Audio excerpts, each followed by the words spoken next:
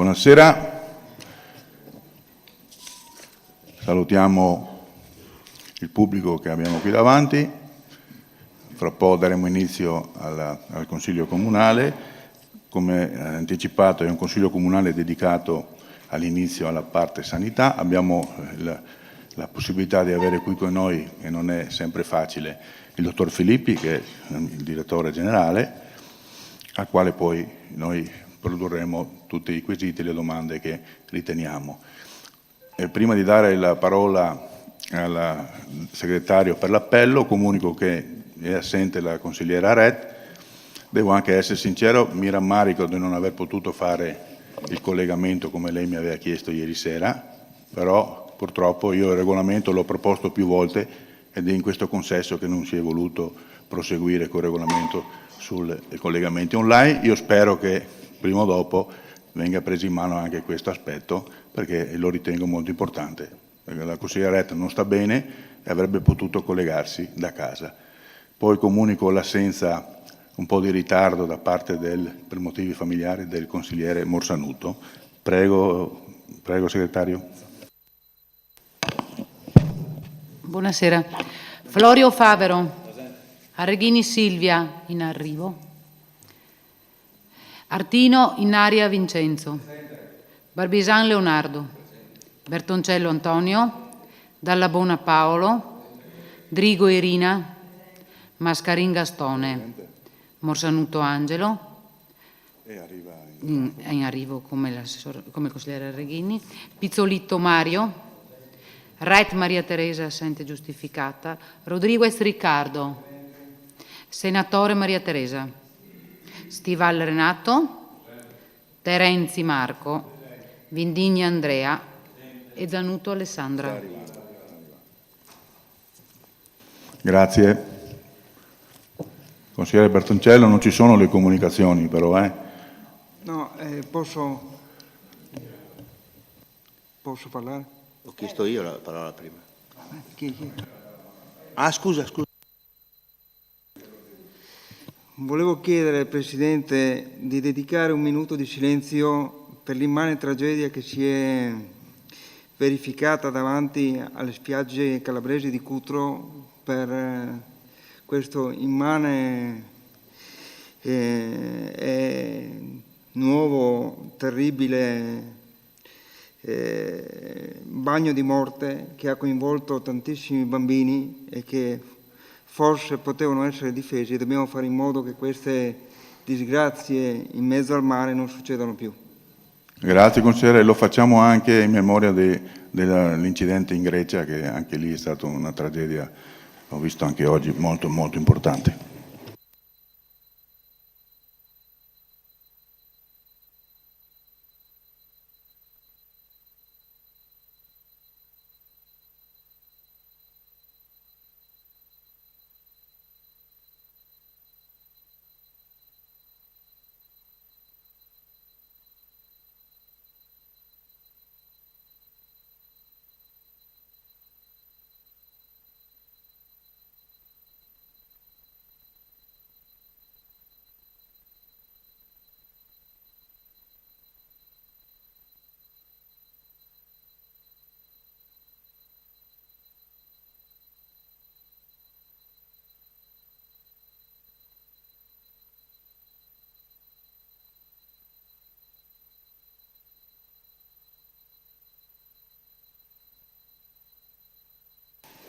Sulle comunicazioni del Presidente. Non c'è stata una non volontà da parte del Consiglio Comunale di non affrontare il problema. No, lo fermo subito. Lei questo non lo fa. Si calmi.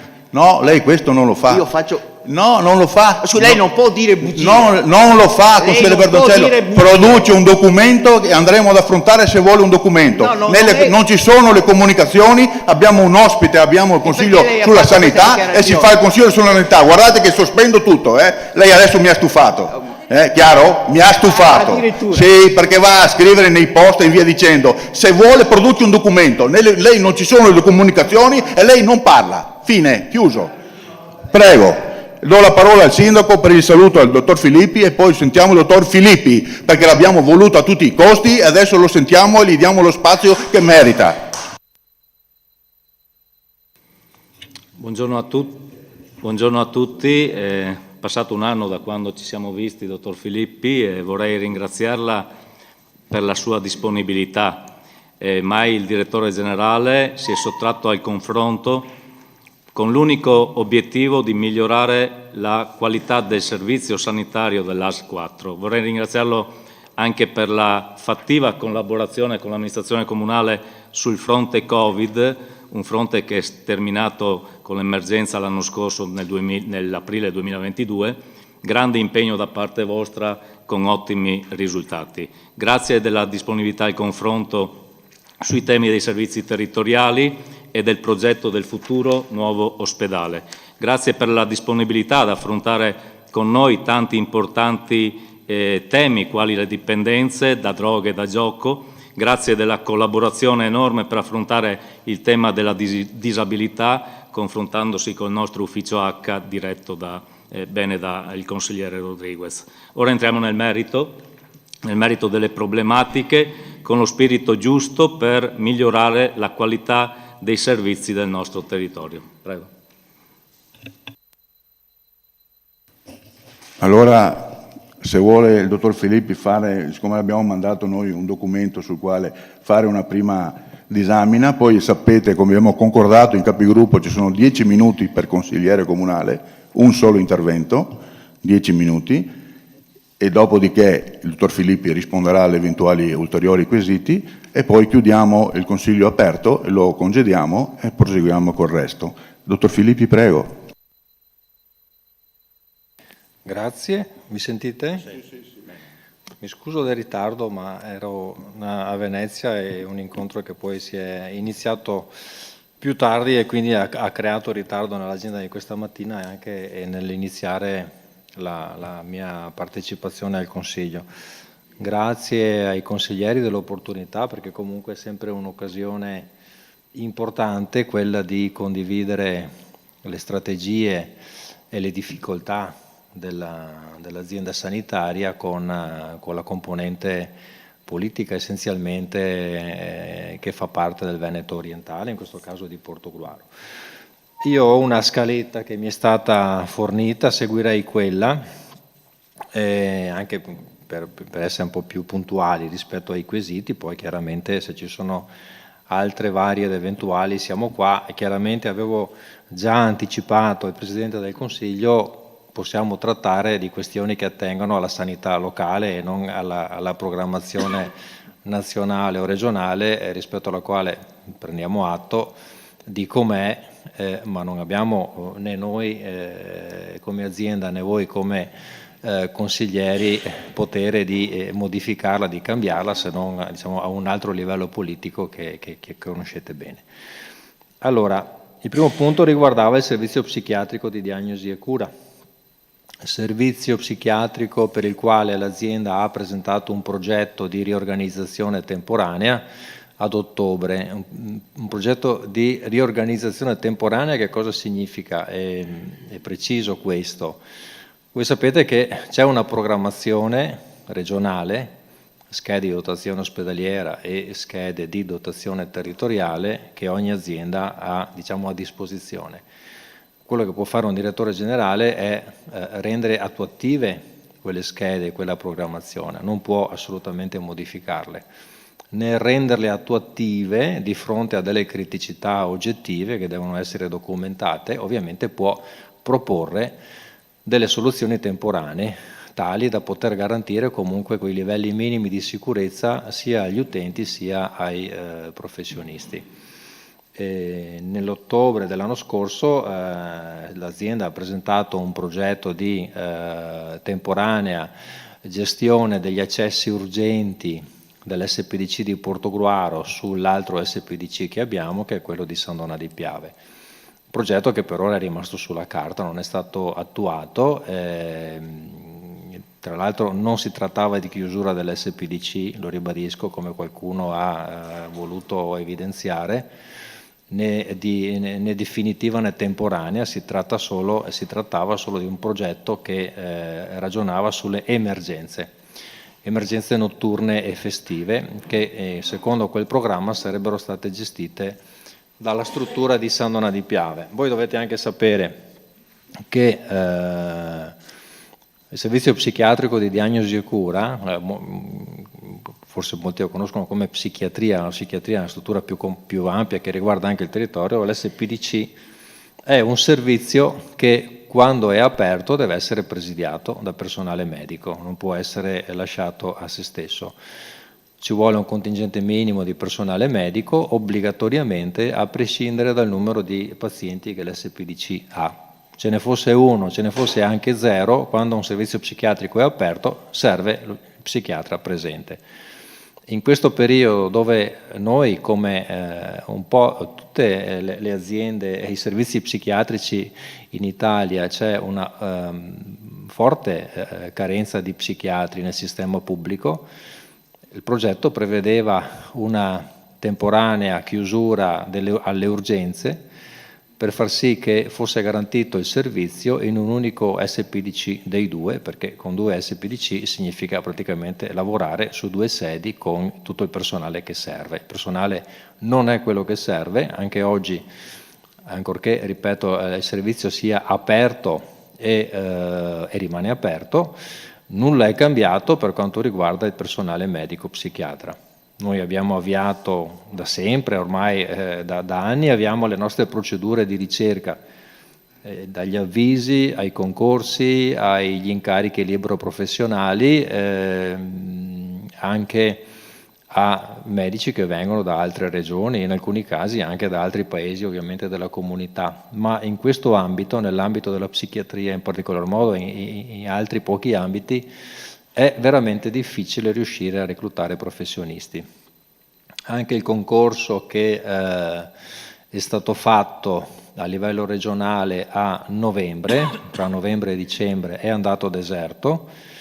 Le altre aziende non sono andate meglio di noi, nel senso che rispetto alla programmazione che avevano hanno acquisito circa la metà dei medici che speravano di poter acquisire. Ovviamente abbiamo chiesto già le graduatorie per poter disporre delle graduatorie degli altri, abbiamo avvisi che sono sempre aperti, di fatto siamo riusciti a reclutare un libero professionista. È l'unica unità che da allora ad oggi siamo riusciti a reclutare. Questo per dire che cosa? Il servizio è aperto, sta funzionando, medici mancano ancora, continuiamo a ricercarli con tutte le formule possibili e immaginabili. Siamo usciti anche con una manifestazione di interesse e abbiamo preso poi contatti con tutte le scuole di specialità, praticamente di tutte le università italiane, dando disponibilità ad accogliere gli specialisti, però come vi dicevo sul mercato non c'è disponibilità. Ci sono psichiatri che operano privatamente ma non hanno assolutamente intenzione di prendere servizio nelle strutture pubbliche, perché sapete bene insomma che lavorare privatamente significa aprire e chiudere l'ambulatorio quando si vuole e chiudere il sabato o la domenica e di notte stare tranquilli a casa. Lavorare nel servizio pubblico significa garantire l'assistenza nelle 24 ore, significa garantire i turni, garantire le festività, le notti, quindi è chiaro che di fronte alla possibilità di lavorare molto meno in una situazione più controllata, molti di questi medici scelgono oggi questa opportunità.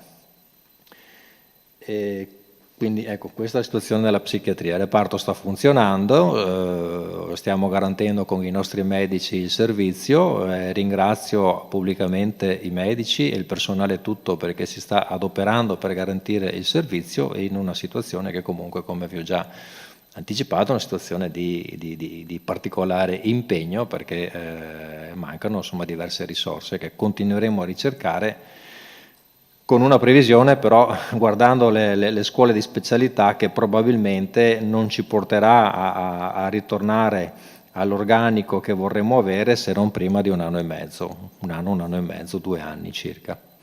Questa è un po' la situazione da qui al medio periodo.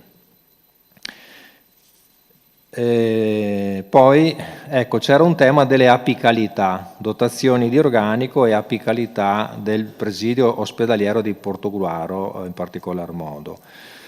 Allora, apicalità vuol dire primari, ecco, apicalità scoperte non ce ne sono, non ce ne sono né a San Donà, né a Portogruaro, né a Jesolo, sono tutte coperte e fortunatamente anche gli ultimi concorsi sono stati espletati con buon esito, quindi abbiamo assunto i responsabili, ne abbiamo altri che andranno in pensione e chiaramente come per le ragioni che vi ho detto prima, cioè l'apicalità significa un dirigente, un direttore su una struttura complessa, su un reparto, come lo volete chiamare. Non è intenzione e comunque non è neanche facoltà dell'azienda sopprimere i reparti e non c'è comunque neanche l'intenzione, tutt'altro, quindi nei casi in cui ci fossero dei pensionamenti, che siano del primario, che siano dell'aiuto, che siano dell'assistente, che siano dei dirigenti, noi continuiamo a bandire tutte le procedure di reclutamento necessarie. In ogni caso comunque ribadisco, di primariati vacanti oggi non ce ne sono tutti coperti.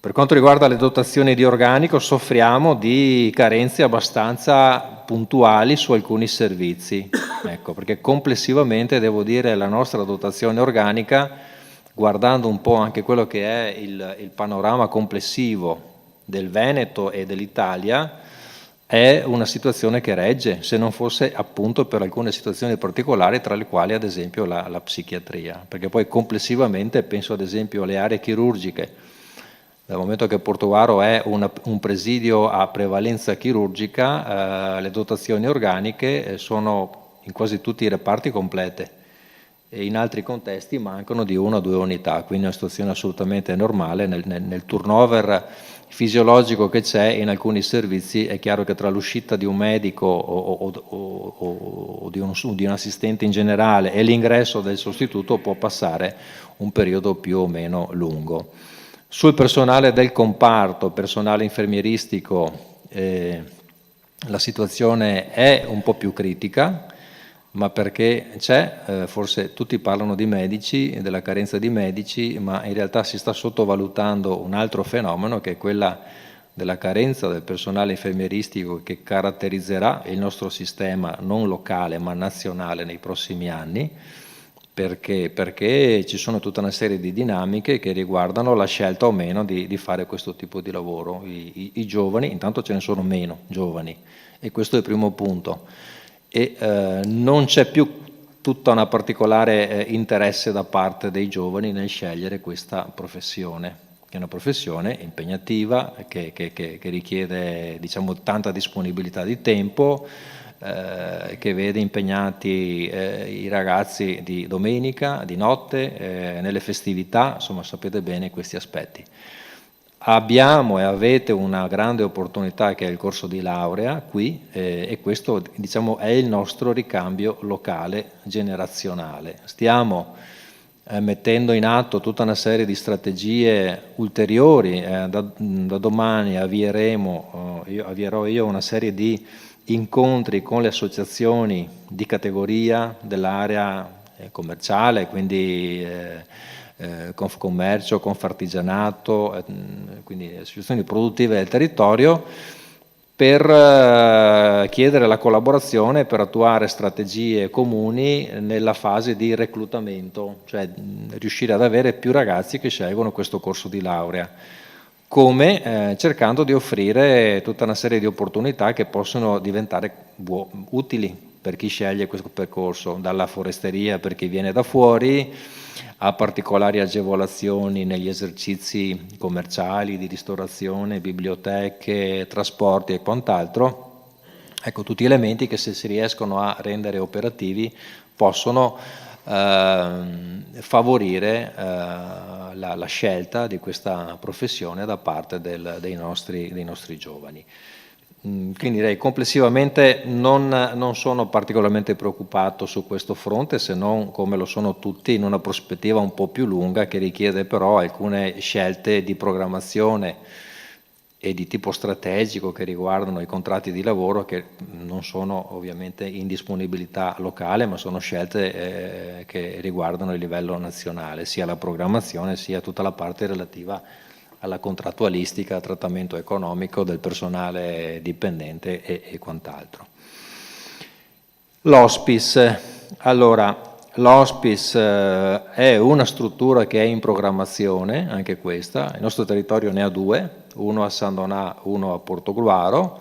C'era un progetto di un hospice unico che è superato questo progetto, ma che rimane a mio avviso un buon progetto, proprio in questa logica che vi ho appena richiamato, cioè quando all'orizzonte si profilano dei scenari che dal punto di vista della disponibilità di risorse umane possono rendere difficile il mantenimento della programmazione, uno dei primi elementi di riorganizzazione è quello di cercare di mettere assieme le risorse, cercare di accorpare le strutture.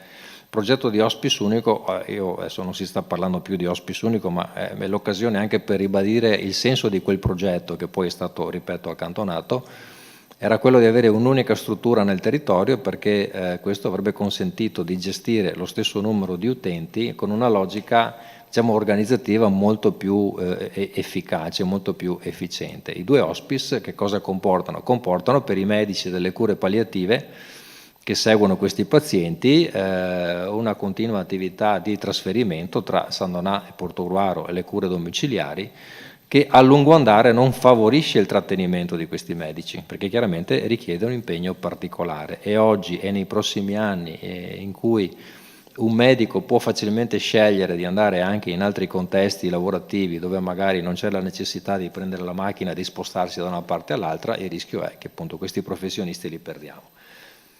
Ma a parte questo, l'hospice di Portogruaro era e rimane in programmazione. È stato chiuso con la pandemia, è in programmazione alla residenza Francescon, che all'epoca si era candidata per l'hospice ancora diversi anni fa, ha aperto e ha funzionato bene.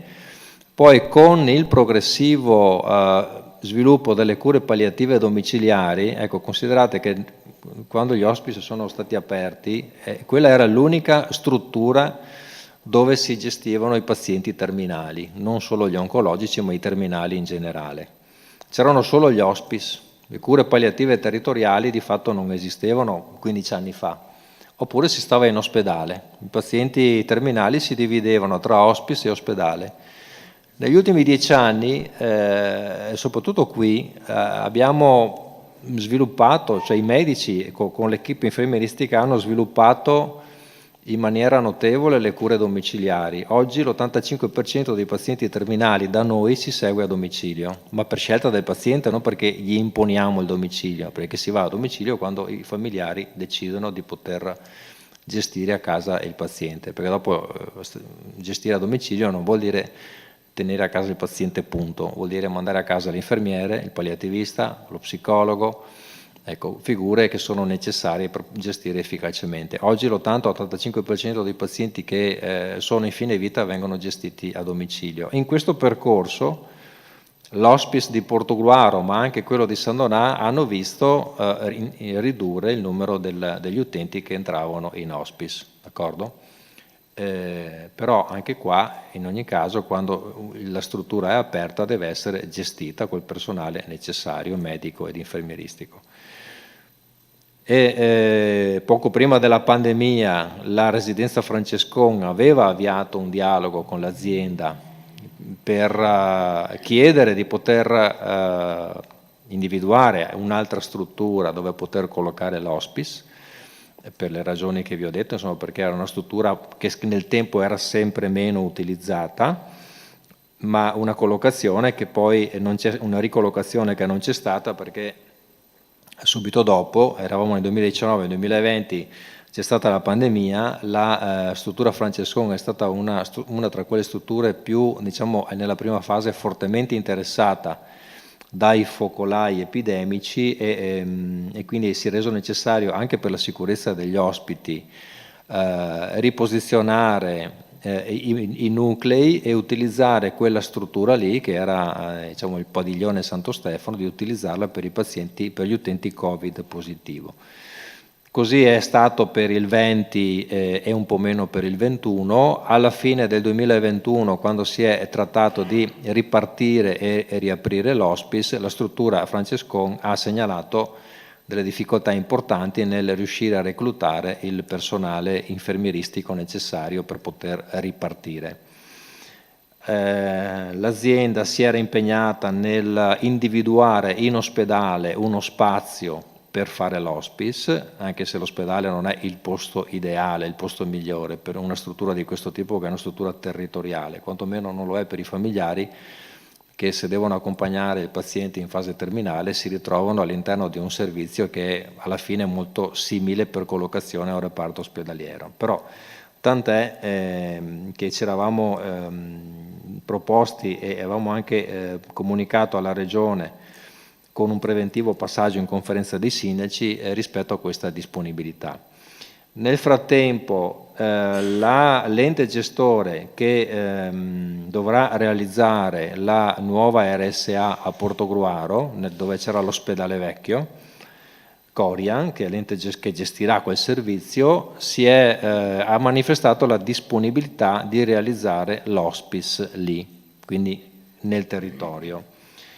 Abbiamo acquisito formalmente dalla Francescon la rinuncia ad avere questa unità di offerta, l'hospice, e abbiamo acquisito formalmente da Corian la disponibilità ad accogliere questa struttura, poiché riesce a realizzarlo in tempi più rapidi rispetto a quelli dell'azienda, perché è in fase appunto di realizzazione.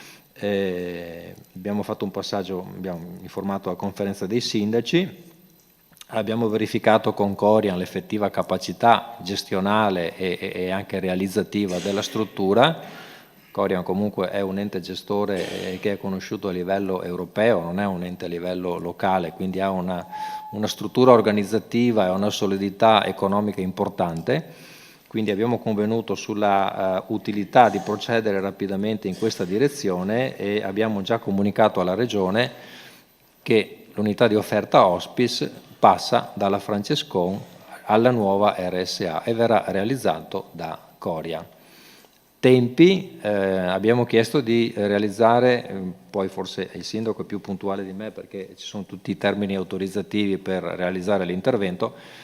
Abbiamo chiesto che sia la prima unità di offerta ad essere aperta all'interno di quella RSA e siccome sarà a piano terra riusciremo verosimilmente ad avere l'hospice prima che tutta la rimanente struttura sia completata, in modo tale da avere rapidamente anche quel servizio disponibile per il territorio di Portogruaro.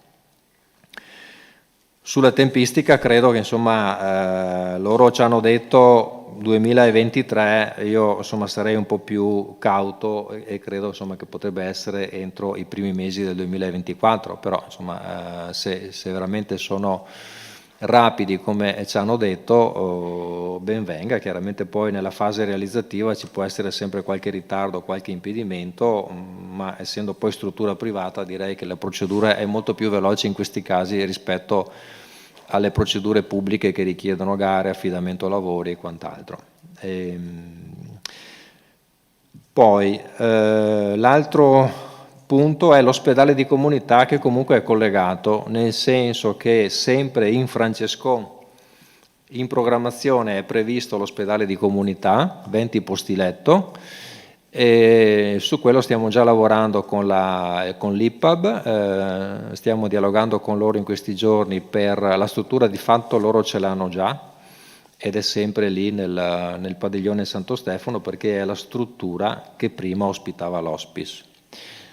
Adesso siamo nella fase di accreditamento, stiamo con loro preparando tutta la documentazione per ottenere l'accreditamento dalla Regione Veneto e collaboreremo con loro per le procedure di acquisizione del personale, che è l'altro aspetto un po' più critico, perché oggi per reclutare personale infermieristico bisogna in qualche modo collaborare tra enti, tra istituzioni, perché come vi dicevo prima vi è una particolare difficoltà anche nel trovare questo personale, quindi direi che lo scoglio più importante nell'apertura dell'ospedale di comunità, come anche di altri servizi, è soprattutto sul fronte del personale infermieristico. Non sono grandi numeri per fortuna, perché un ospedale di comunità da 20 posti letto non richiede numeri elevatissimi di personale infermieristico, quindi insomma siamo fiduciosi rispetto a questo. Abbiamo attivato i nostri servizi come azienda in collaborazione con loro per poter andare rapidamente. Poi per il resto hanno già tutto, perché mancano pochi arredi ma li acquisiranno, il medico lo daremo noi, gli operatori sociosanitari non ci sono problemi, si trovano, e quindi lì la vedo insomma molto più semplice. Tempistica qui molto prima dell'hospice, quindi qui il progetto è di riuscire ad aprirlo sicuramente entro l'anno corrente. Ci interessa correre anche perché l'ospedale di comunità ha anche una linea di trattamento per le cure palliative, per i terminali. Quindi cosa significa questo? Che nel momento in cui abbiamo i 20 letti di ospedale di comunità potremo utilizzarli, non tutti quelli che serviranno, anche per gestire pazienti terminali, in attesa poi di avere l'hospice, che è struttura dedicata. Questo chiaramente comporterà l'accesso del palliativista dell'azienda, ma l'avevamo già detto ancora a suo tempo che non c'era assolutamente alcun problema a prevedere questo, quindi in qualche modo l'avere l'ospedale di comunità consentirà di avere anche già una risposta sul fronte delle cure ai pazienti terminali e delle cure palliative. Nel frattempo gli altri 2 ospedali di comunità sono attivi, uno a Jesolo e uno a San Donà, quindi questa è la struttura che serve a Portogruaro, e chiaramente siamo tutti molto concentrati e attenti a che si possa attivare quanto prima. In questa fase però, ecco, non è che non ci siano risposte.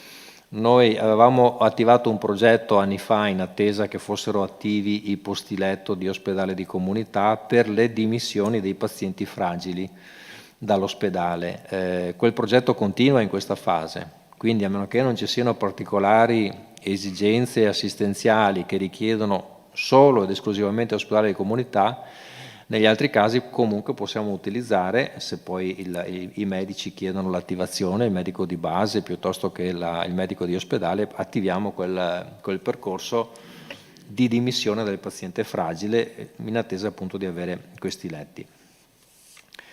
Poi mi pare che avessimo il tema del PNRR, case della comunità COT.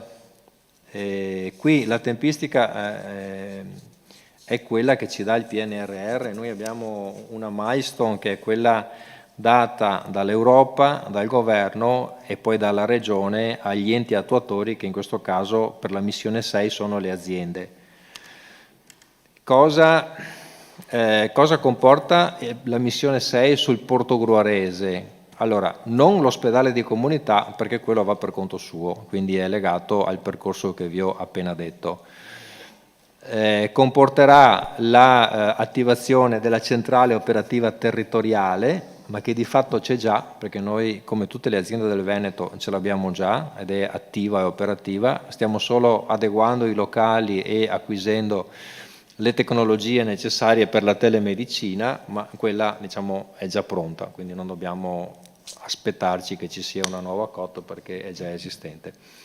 La casa della comunità a Portogruaro sarà nel distretto in via Zappetti, in via Zappetti, sì, l'ex Silos per capirci.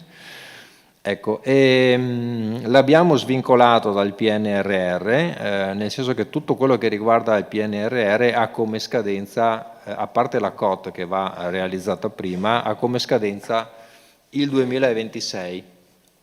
Marzo 2026. Entro quella data tutte le case di comunità che abbiamo inserito nel PNRR andranno realizzate.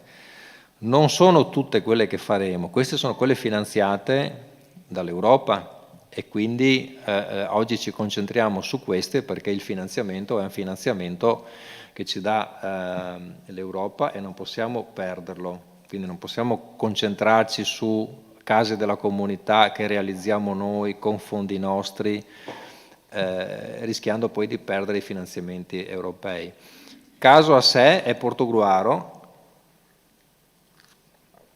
perché il distretto di Portogruaro ha già un finanziamento che avevamo già, per il quale avevamo già avviato la richiesta, che è legato invece alle norme sull'adeguamento antisismico e antincendio.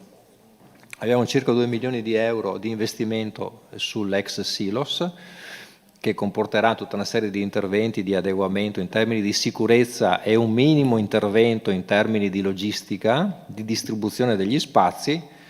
Al termine di questi avremo la casa della comunità a Portogruaro, quindi verosimilmente potremo anche essere pronti prima del 2026, un po' perché l'intervento non è così radicale come negli altri contesti e un po' perché non abbiamo il vincolo, la milestone del PNRR, anche se l'abbiamo inserito in quel percorso proprio per essere certi che entro quella tal data sia completato.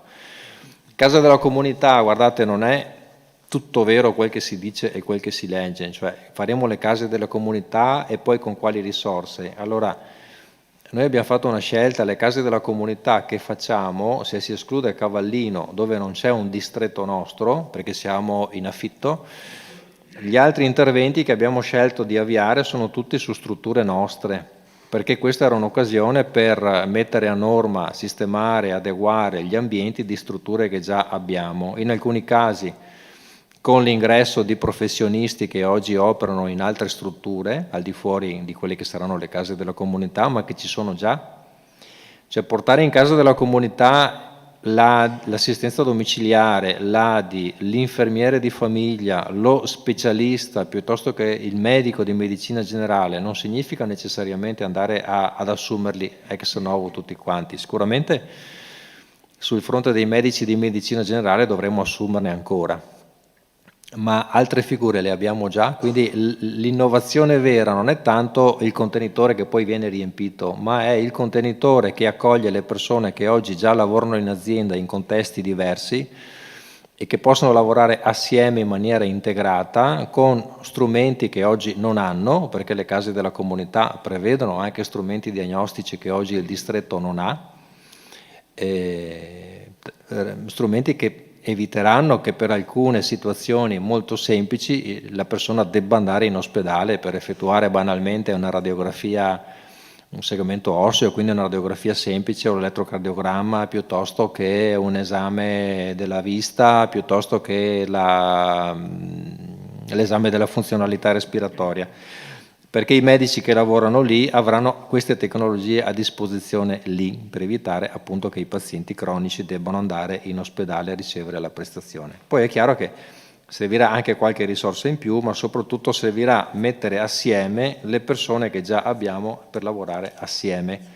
Quindi è una sfida di investimento, di struttura e di tecnologia, ma soprattutto di investimento organizzativo, di integrazione delle persone che abbiamo e che operano già nelle aziende. Quindi la tempistica su queste strutture è questa che vi stavo dicendo. La parte più impegnativa noi ce l'avremo a Cavallino, dove la casa della comunità in effetti è una struttura nuova. Negli altri casi su San Donà, piuttosto che Portogruaro, San Michele o Caorle o Jesolo, che sono le nostre sedi distrettuali che diventeranno sede della casa della comunità, ecco, su queste sedi l'intervento è di ristrutturazione, in alcuni casi di ampliamento, ma è un intervento diciamo, abbastanza limitato. Per quanto riguarda poi l'ultimo punto, la situazione dei medici di medicina generale. Allora, c'è in questo periodo storico, insomma, una carenza di medici di medicina generale anche da noi, come in altre aziende, come a livello nazionale.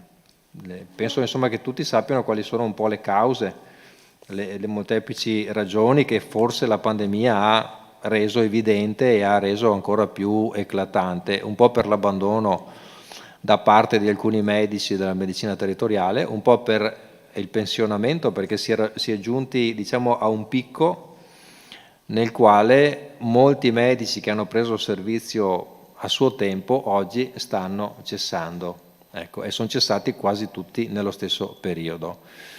Nel mandamento di Portogruaro la situazione dei medici di base non è assolutamente peggiore rispetto ad altre situazioni, certamente non è la più rosea, ecco, non sto dicendo va tutto bene. Sicuramente le zone carenti che ci sono qua, e sono un paio, se rapportate ad altri contesti che sono più periferici, sono zone carenti che permettono ancora di gestire una buona medicina del territorio. Fate conto poi però che quando si parla di zone carenti si prende in qualche modo paura quando si sentono le zone carenti sono i posti liberi che devono essere occupati dai medici di medicina generale. Sono calcolate su standard molto bassi, sono calcolate su un rapporto di un medico ogni 1200 assistiti ed è un parametro vecchio che però si usa ancora perché questo prevede l'accordo nazionale di medicina generale. E quindi 2 zone carenti vuol dire di fatto 2 medici per 2400 assistiti, quando oggi sapete che con l'incremento dei massimali si va anche a 1800 assistiti, ma normalmente un medico di medicina generale ha i 1500, ma perché chiede lui di averne 1500, perché dal punto di vista economico ha necessità di avere un certo numero di assistiti. Portogruaro non soffre come altre aree più periferiche della particolare difficoltà ad individuare medici di medicina generale, come non soffre San Donà, che sono i centri più importanti. Perché questo? Perché anche in questo caso chi viene contattato sceglie dove andare, c'è mercato, c'è disponibilità e quindi è chiaro che noi non possiamo vincolare la scelta di una zona. Noi pubblichiamo, la regione pubblica l'elenco delle zone carenti, quindi c'è Portogruaro, San Donà, Cavallino, Eraclea, Meolo, Fossalta e quant'altro, il medico sceglie. Quindi per assurdo una FT potrebbe non avere nessuna zona carente perché tutti scelgono di andare lì e un'altra FT potrebbe, un ambito territoriale, potrebbe avere molte zone carenti perché molti medici non vogliono andarci. Non perché si stia male, ma perché la viabilità magari non è particolarmente confortevole o gli affitti sono alti, gli affitti degli ambulatori e delle case, o perché la popolazione è distribuita su un territorio molto ampio e quindi è anche più difficile poi gestirla, perché generalmente noi chiediamo ai medici di aprire anche degli ambulatori secondari per le frazioni, anche qui è facoltà del medico aprire l'ambulatorio secondario, l'azienda non ha alcun potere da questo punto di vista. Dico queste cose perché spesso poi la gente dice ma perché il medico chiude l'ambulatorio secondario, perché non fate qualcosa? Perché non possiamo obbligarli, noi chiediamo, negoziamo, facciamo intervenire le amministrazioni comunali perché ci diano una mano, perché mettano a disposizione particolari servizi che possono incentivare, però se un medico dice io l'ambulatorio secondario lo chiudo perché non ce la faccio a gestirlo, perché ho pochi assistiti, non ho alcuna convenienza e mi tengo l'ambulatorio primario, questo lo può fare. Non abbiamo oggi possibilità di vincolare, così come vi dicevo non abbiamo la possibilità di vincolare il medico nel scegliere la zona carente. Ad esempio abbiamo molta più difficoltà adesso in questa fase nel territorio del litorale, ecco, piuttosto che qui, perché è più difficile che un medico scelga Cavallino piuttosto che Jesolo, un po' per i costi, per gli affitti, ma anche perché arrivare in quell'area lì bisogna fare molta più strada, quindi o c'è un medico residente che abita lì o prende casa lì e ci rimane, ma se, come capita spesso, sono medici che vengono anche da fuori, guardano la viabilità, la percorrenza, i tempi per arrivare, i costi di ambulatorio, tutta una serie di aspetti e su questi scelgono. L'investimento su questo territorio in generale oggi pone con particolare attenzione la medicina del territorio, ma per un motivo che è ovvio: se riusciamo a gestire bene la medicina del territorio riusciamo a decomprimere la pressione che oggi c'è sugli ospedali, perché sugli ospedali a buona parte dei pazienti che arrivano in ospedale non sono pazienti acuti, Se si va in medicina, nelle medicine, buona parte dei pazienti sono pazienti che potrebbero essere seguiti a casa. È chiaro che per seguirli a casa bisogna poter disporre di medici, di infermieri, di tecnologie che un po' alla volta riusciremo a dotare anche i medici di medicina generale, e soprattutto di quell'integrazione indispensabile tra ospedale e territorio che consente di poter gestire fuori dall'ospedale le patologie croniche. Questo è un percorso che è stato disegnato anche da una norma molto recente, un decreto ministeriale, che è quello poi che disegna le funzioni delle case della comunità della medicina del territorio, sul quale insomma ci si sta attrezzando con le difficoltà che vi ho anticipato e che ovviamente non ci nascondiamo, che sono quelle di reclutare poi personale sanitario, perché è quel personale che ci deve andare nel territorio.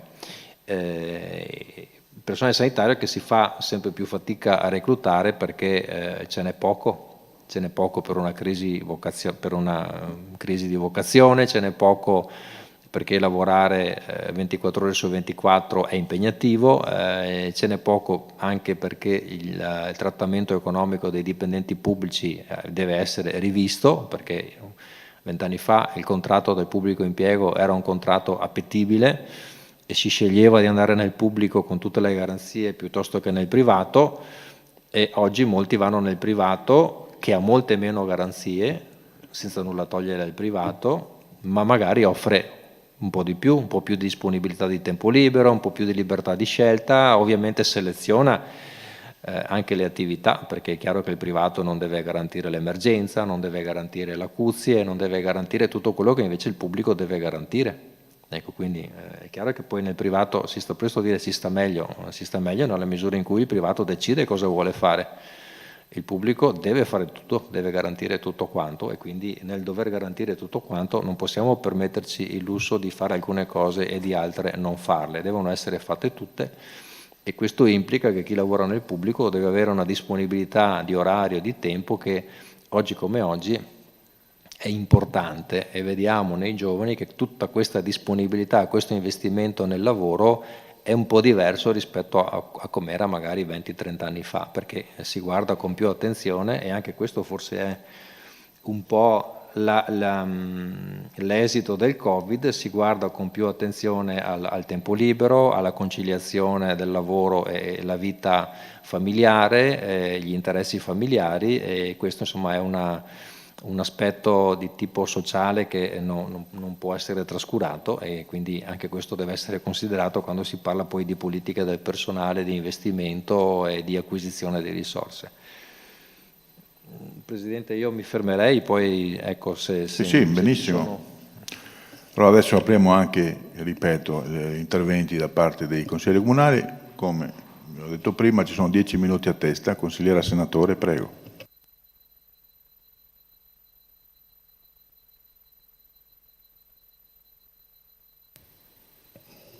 Grazie signor Presidente, grazie dottor Filippi, saluto il signor Sindaco, tutti i presenti e coloro che ci stanno ascoltando da casa.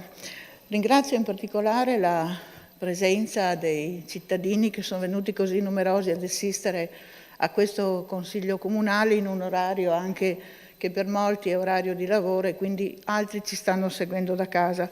Permettetemi un ringraziamento particolare ai cittadini della zona di via Villa Storta, che si sono molto prestati per la raccolta firme a sostegno del reparto di psichiatria. Zona di via Villa Storta che da molto tempo sta richiedendo un'opera importante per la comunità, il tombinamento del ronchi esterno, che si necessita sempre di più soprattutto per un ragionamento di sicurezza. Cittadini che si sono anche mossi affinché dei consiglieri di questo Consiglio Comunale si trovassero, e si sono trovati solo unicamente per quello, per addivenire a una risposta comune alla problematica.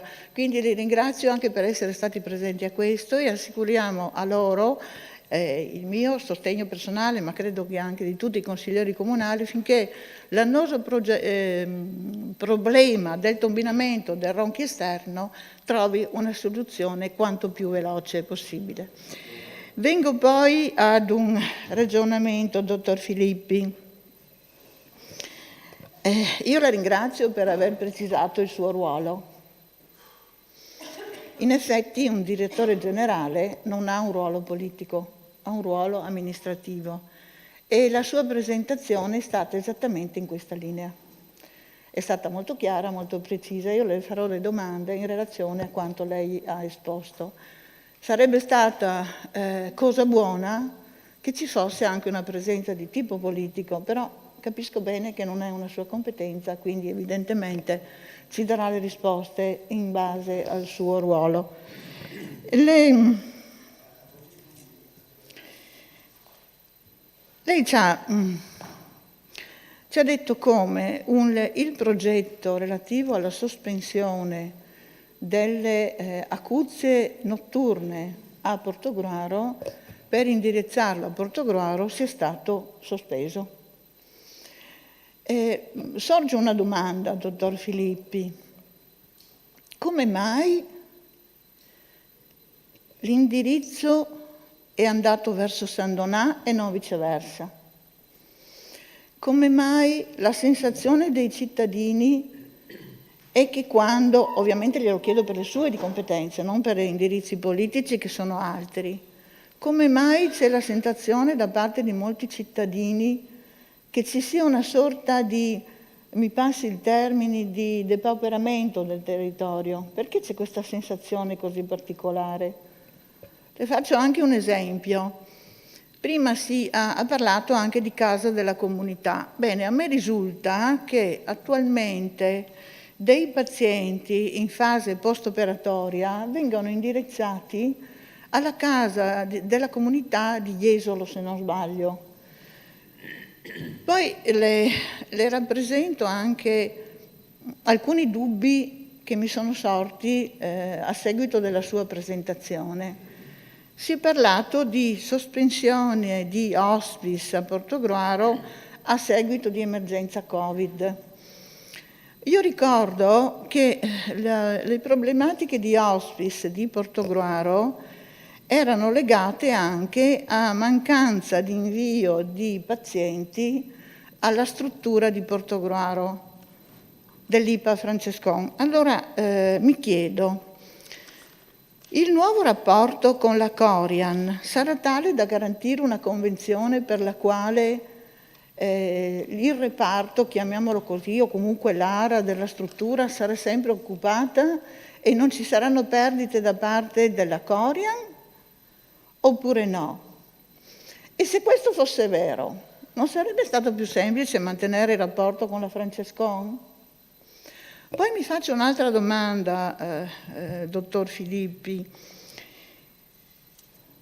Gli investimenti che sono stati fatti a San Donà, in linea generale, che mi risulta siano molto consistenti, hanno analogo peso anche a Portogruaro? Quindi faccio un esempio molto pratico. A San Donà, se non sbaglio, non so quanti milioni siano stati destinati, comunque tanti. Analoga quantità è stata destinata a Portogruaro oppure siamo già così efficienti, così ben strutturati da non avere bisogno di investimenti importanti? Poi c'era anche un'altra serie di domande, io le pongo come mi vengono, perdoni, con alcuni appunti che mi sono presa.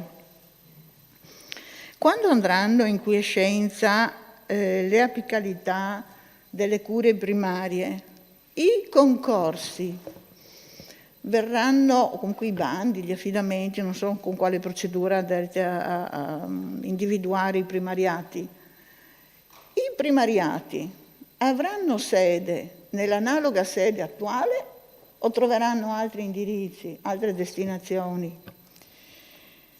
Proseguo poi con alcuni ragionamenti legati anche ai disagi importanti che i cittadini di Portogruaro e non solo, perché noi stiamo parlando di Portogruaro, ma ricordo che dobbiamo parlare del portogroarese, perché dobbiamo parlare di Caorle, dobbiamo parlare di Bibbione, dobbiamo parlare di San Michele del Tagliamento, Gruaro, Fossalta, quindi di tutta un'area molto vasta, che per arrivare a San Donà di Piave deve percorrere, prima si parlava di medici che faticano a scegliere alcune aree piuttosto che altre proprio per problemi di viabilità. Bene, gli stessi problemi di viabilità li hanno moltissimi cittadini che si vedono costretti, a causa, evidentemente, non credo per scelte sue, perché lei penso faccia al meglio il suo lavoro, si vedono costretti a spostarsi in continuazione da Portogruaro a San Donà, da Bibbione a San Donà, da Teglio a San Donà e su e giù. Senza considerare che lo stesso percorso lo fanno anche le ambulanze, su e giù.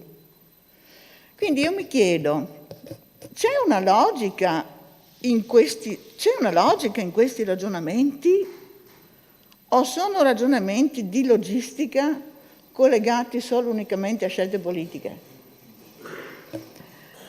Poi tornando, mi scusi se salto un po' di qua o di là, ma ho preso alcuni appunti anche velocemente. Tornando poi alle difficoltà dei cittadini e parlando delle problematiche della psichiatria,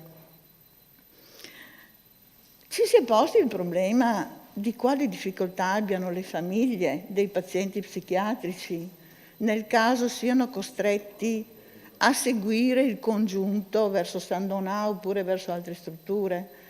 Allora, io capisco, e poi chiudo perché penso che sia importante che anche gli altri consiglieri esprimano il loro doveroso parere, come tra l'altro poi è previsto anche dalla normativa sul diritto di parola dei consiglieri comunali. Io credo che nessuno possa togliere il diritto di parola ai consiglieri comunali, è ben scritto a chiarissime lettere.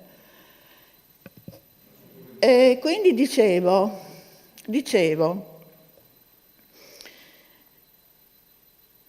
ci si è posti il problema... Un minuto, consigliera, un minuto. Sì, la ringrazio Presidente, ma chiudo velocemente. Ci si è posti il problema di mettere al centro dell'attività amministrativa / politica la persona. Lo dicono tutti lo dicono, al centro del pensiero politico c'è la persona, al centro dell'azione amministrativa c'è la persona. Alla fine, molto spesso le scelte sono altre. Grazie. Grazie consigliera. Senatore, consigliere Vindigni, prego. Grazie Presidente, grazie al dottor Filippi per la sua presenza.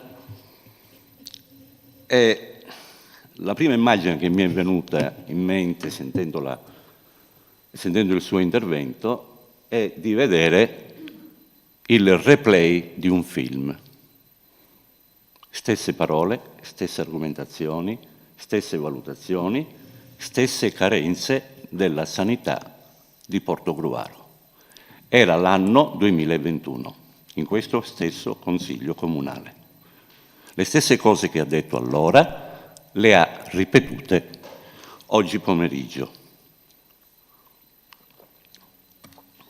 Le avevamo posto le domande su psichiatria, sulle liste di attesa, sulla carenza di personale, sulla casa di comunità, sull'hospice e adesso ha aggiornato la tempistica, perché siamo l'RSA nel 2024, le case della comunità entro il 2026, ma sostanzialmente i servizi territoriali e i servizi ospedalieri di Portogruaro e del portogruarese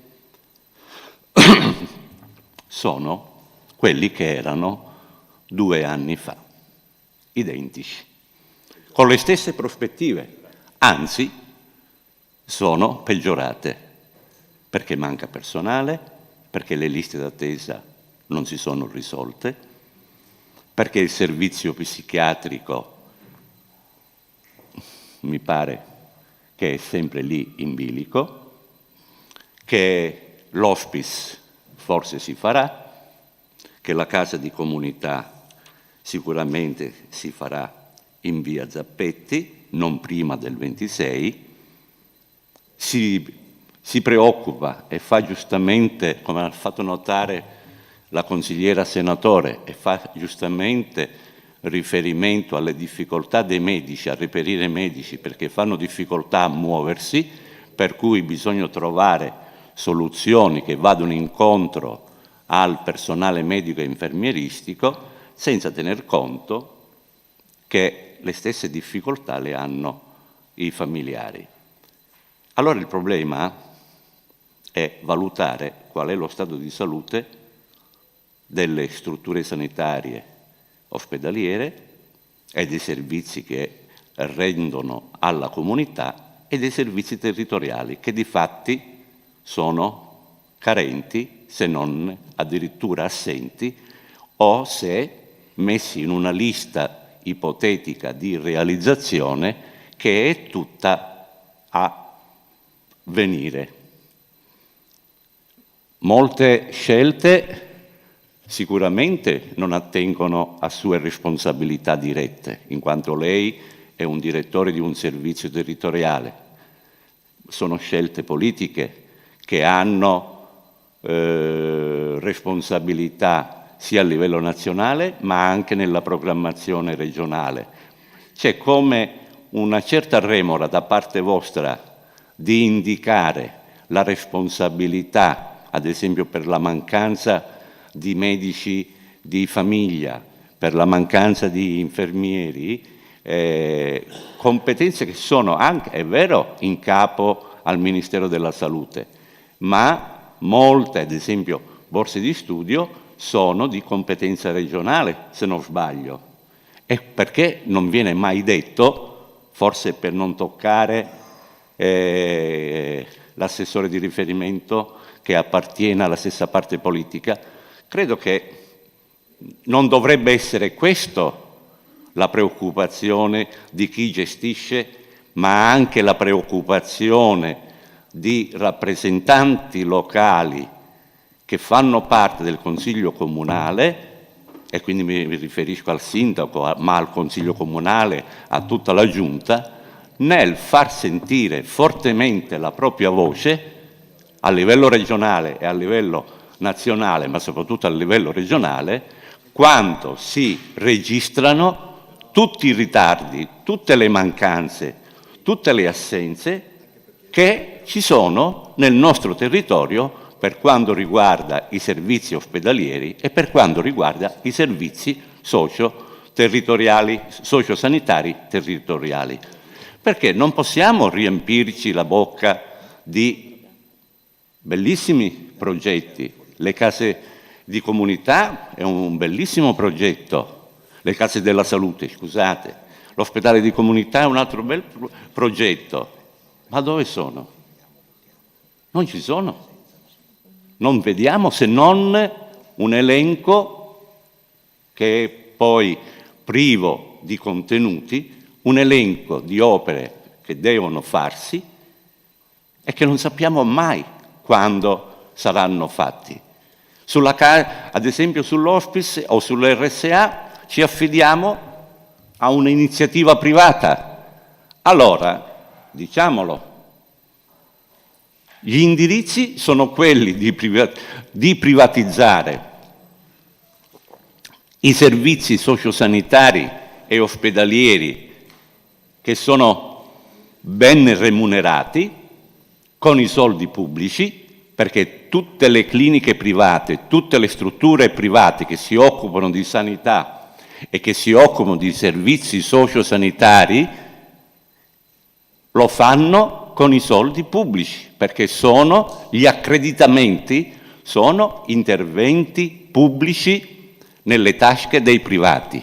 Allora, se è questo l'orientamento e se su questo i consigli comunali, e noi siamo qua in un consiglio comunale, non esprime tutte le sue preoccupazioni e la forte opposizione, noi continueremo ad avere tutte le carenze che abbiamo adesso, con ricadute pesantissime sulla salute dei cittadini.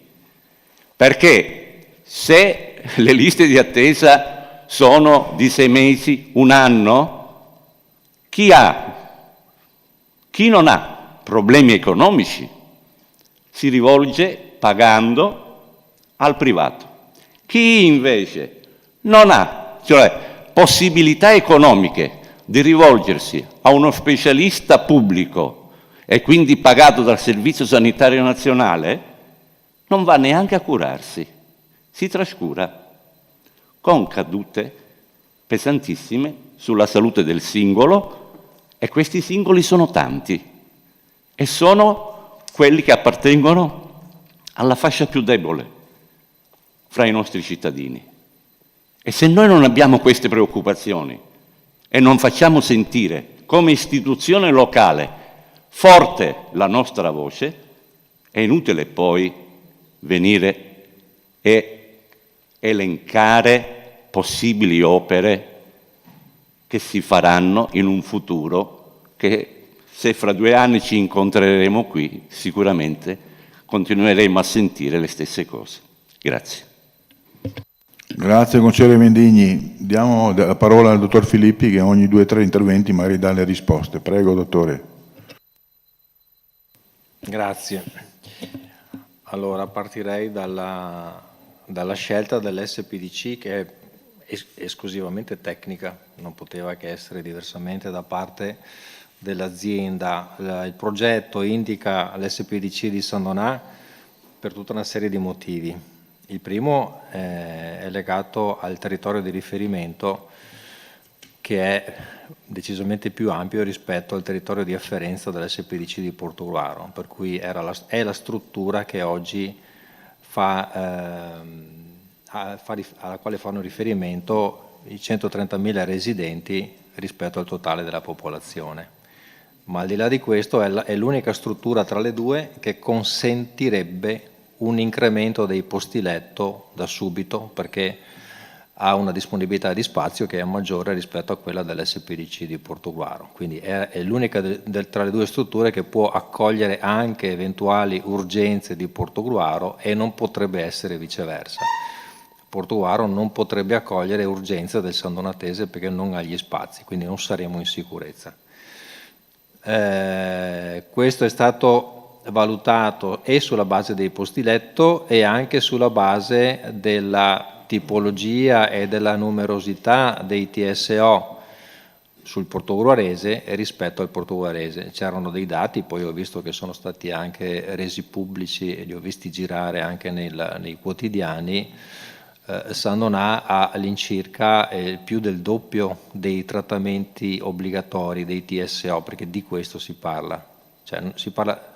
Quando si dice il paziente psichiatrico verrà seguito a San Donà, sarebbe stato seguito a San Donà, cosa avrebbe fatto la famiglia? Allora, stiamo parlando di acuzie, cioè di quei quadri che riguardano l'immediata presa in carico di un trattamento sanitario obbligatorio, dove è molto difficile che il familiare segua l'utente. In quelle fasi lì è il sanitario che gestisce l'utente, perché è in condizioni particolari. Diversa è la gestione del paziente cronico, ovvero quasi il 90% dei pazienti psichiatrici che abbiamo in trattamento, i 2.800 circa, sono seguiti dai CSM, pazienti cronici, e il progetto non ha nulla a che vedere con i CSM, se non il potenziamento delle strutture territoriali che abbiamo fatto e stiamo facendo, per poter dare una maggior assistenza sul territorio. Quindi è chiaro che le famiglie non devono spostarsi, perché comunque i pazienti gestiti dal CSM fanno riferimento al CSM, al centro di salute mentale o di San Donà o di Portogruaro, a seconda dei casi. Il progetto riguardava solo l'acuzie e essenzialmente la scelta è legata a questo, alla popolazione di riferimento,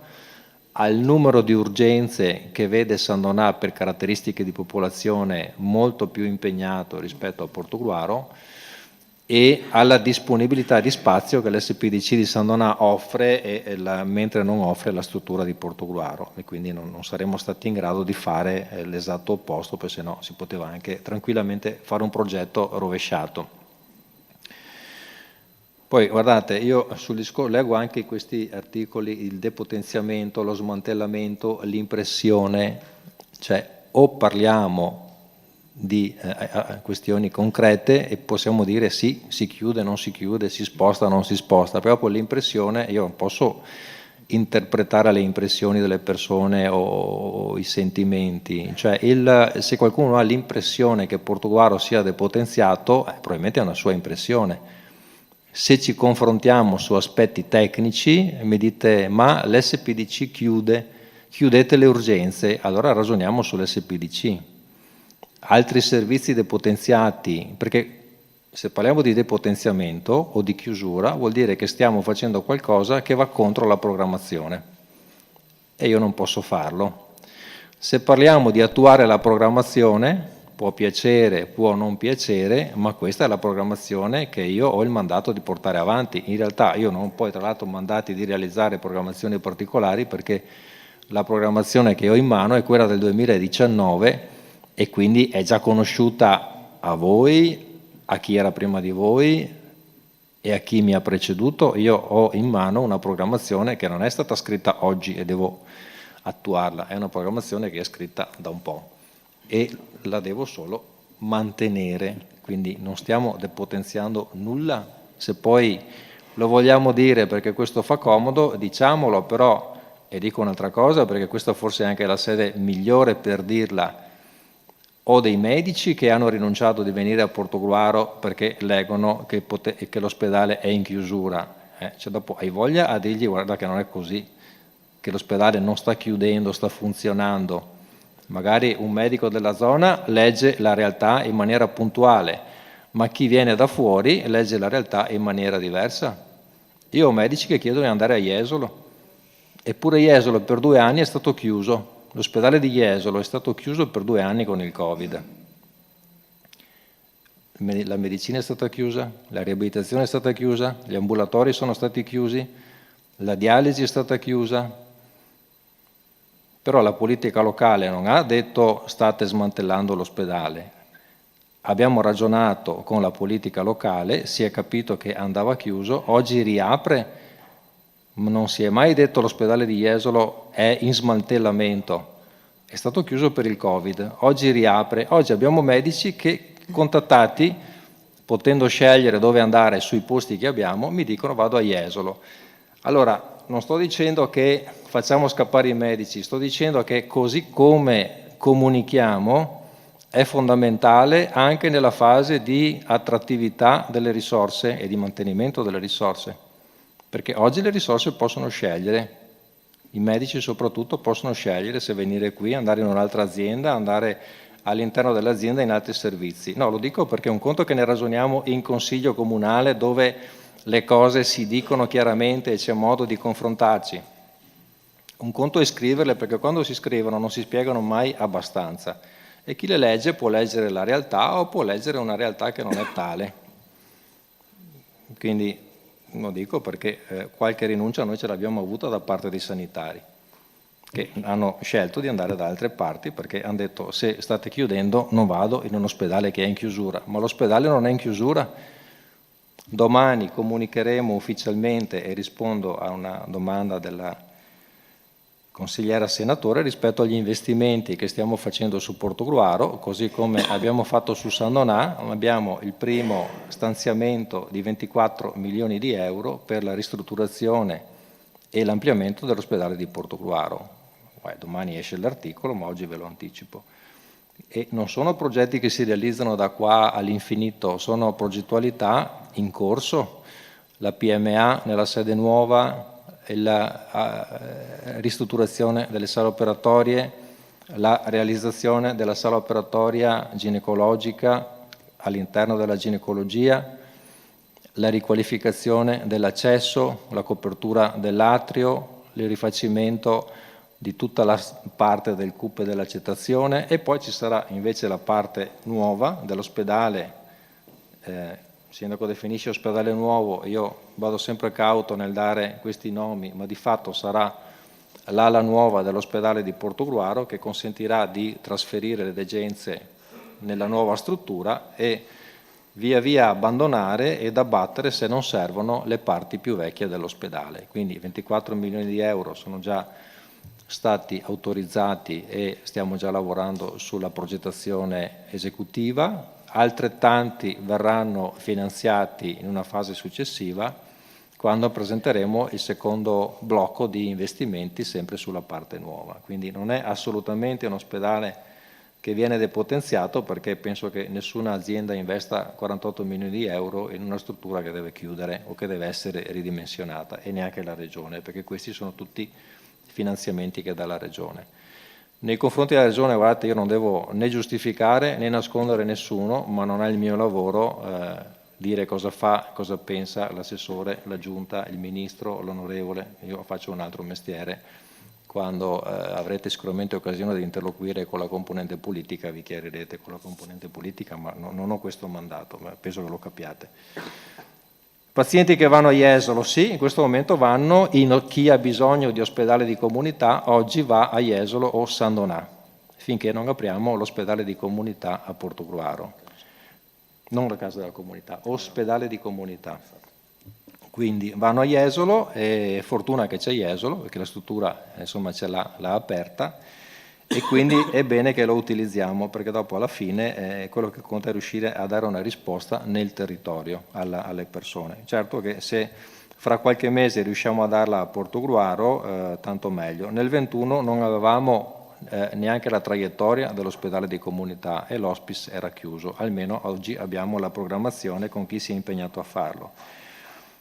Corian lo sa bene qual è il volume, allora anche, io l'ho detto più volte anche alla Francescon, alla direzione della Francescon, quando l'hospice era aperto alla Francescon, non è una questione di pazienti che non vogliamo inviare, perché ci vanno i pazienti che ci sono, non è che ce li possiamo inventare o obbligare ad andare all'interno dell'hospice. Quindi negli ultimi anni l'hospice di San Donà ha lavorato a metà regime rispetto a quello che era l'apertura, l'hospice di Portogruaro lavorava con 2-3 ospiti, perché quelli erano gli ospiti del portogruarese, cioè l'hospice è tarato per lavorare su quel numero teorico che sono gli 8 su Portogruaro e i 9 su San Donà, ma se non ci sono pazienti non è che possiamo riempirli con altri pazienti che non c'entrano niente.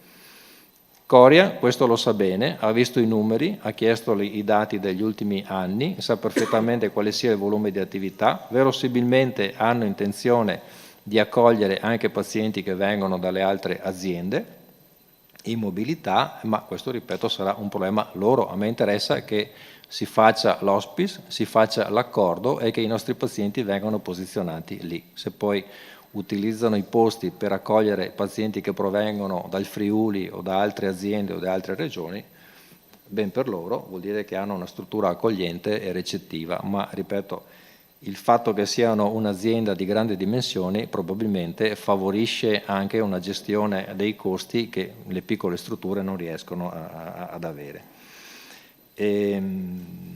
Sui finanziamenti vi ho detto, quindi assolutamente la situazione è questa. Questa è la prima tranche. Noi abbiamo oggi disponibilità di 24 milioni su San Donà, 24 su Portogruaro, una decina su Jesolo. Portogruaro poi avrà una seconda tranche che è praticamente pari, gli altri 24 milioni di euro, però prima dobbiamo essere bravi a completare la progettazione e avviare le opere, e poi andremo avanti con la realizzazione dell'area delle degenze, che chiaramente è collegata anche a tutti i servizi connessi, quindi l'ampliamento della radiologia, l'ampliamento della piastra di urgenza e emergenza, interventi sui parcheggi e quant'altro. Apicalità, come ho detto prima, le bandiamo sui posti che sono previsti nella programmazione. Non posso spostare un primariato da un ospedale all'altro a meno che non sia modificata la programmazione, quindi le bandiremo così come nel luogo dove la programmazione li ha previsti, finché non cambiano le schede ospedaliere, ma non credo che cambieranno quest'anno, insomma, perché cambieranno quando cambierà il DM70, ma non quest'anno. Il DM70 è quello che in qualche modo ha guidato tutta la programmazione ospedaliera degli ultimi anni. Il tema della viabilità dei viaggi, sì, ma sta soprattutto nel mio interesse che ci sia una soluzione alla viabilità. Non è un tema di sanità, ma sicuramente è un tema che riguarda la sanità. Allora, siccome è impensabile che nel Veneto orientale ci siano 2 ospedali che abbiano esattamente le stesse cose. Oggi come oggi questa sanità non esiste ormai da 25 anni, cioè è impensabile che tutto quello che è a San Donà stia a Portogruaro e viceversa, e quindi che ci sia una doppia unità coronarica, una doppia stroke unit, una doppia urologia, un doppio otorino, vorrebbe dire non avere gli specialisti da metterci dentro.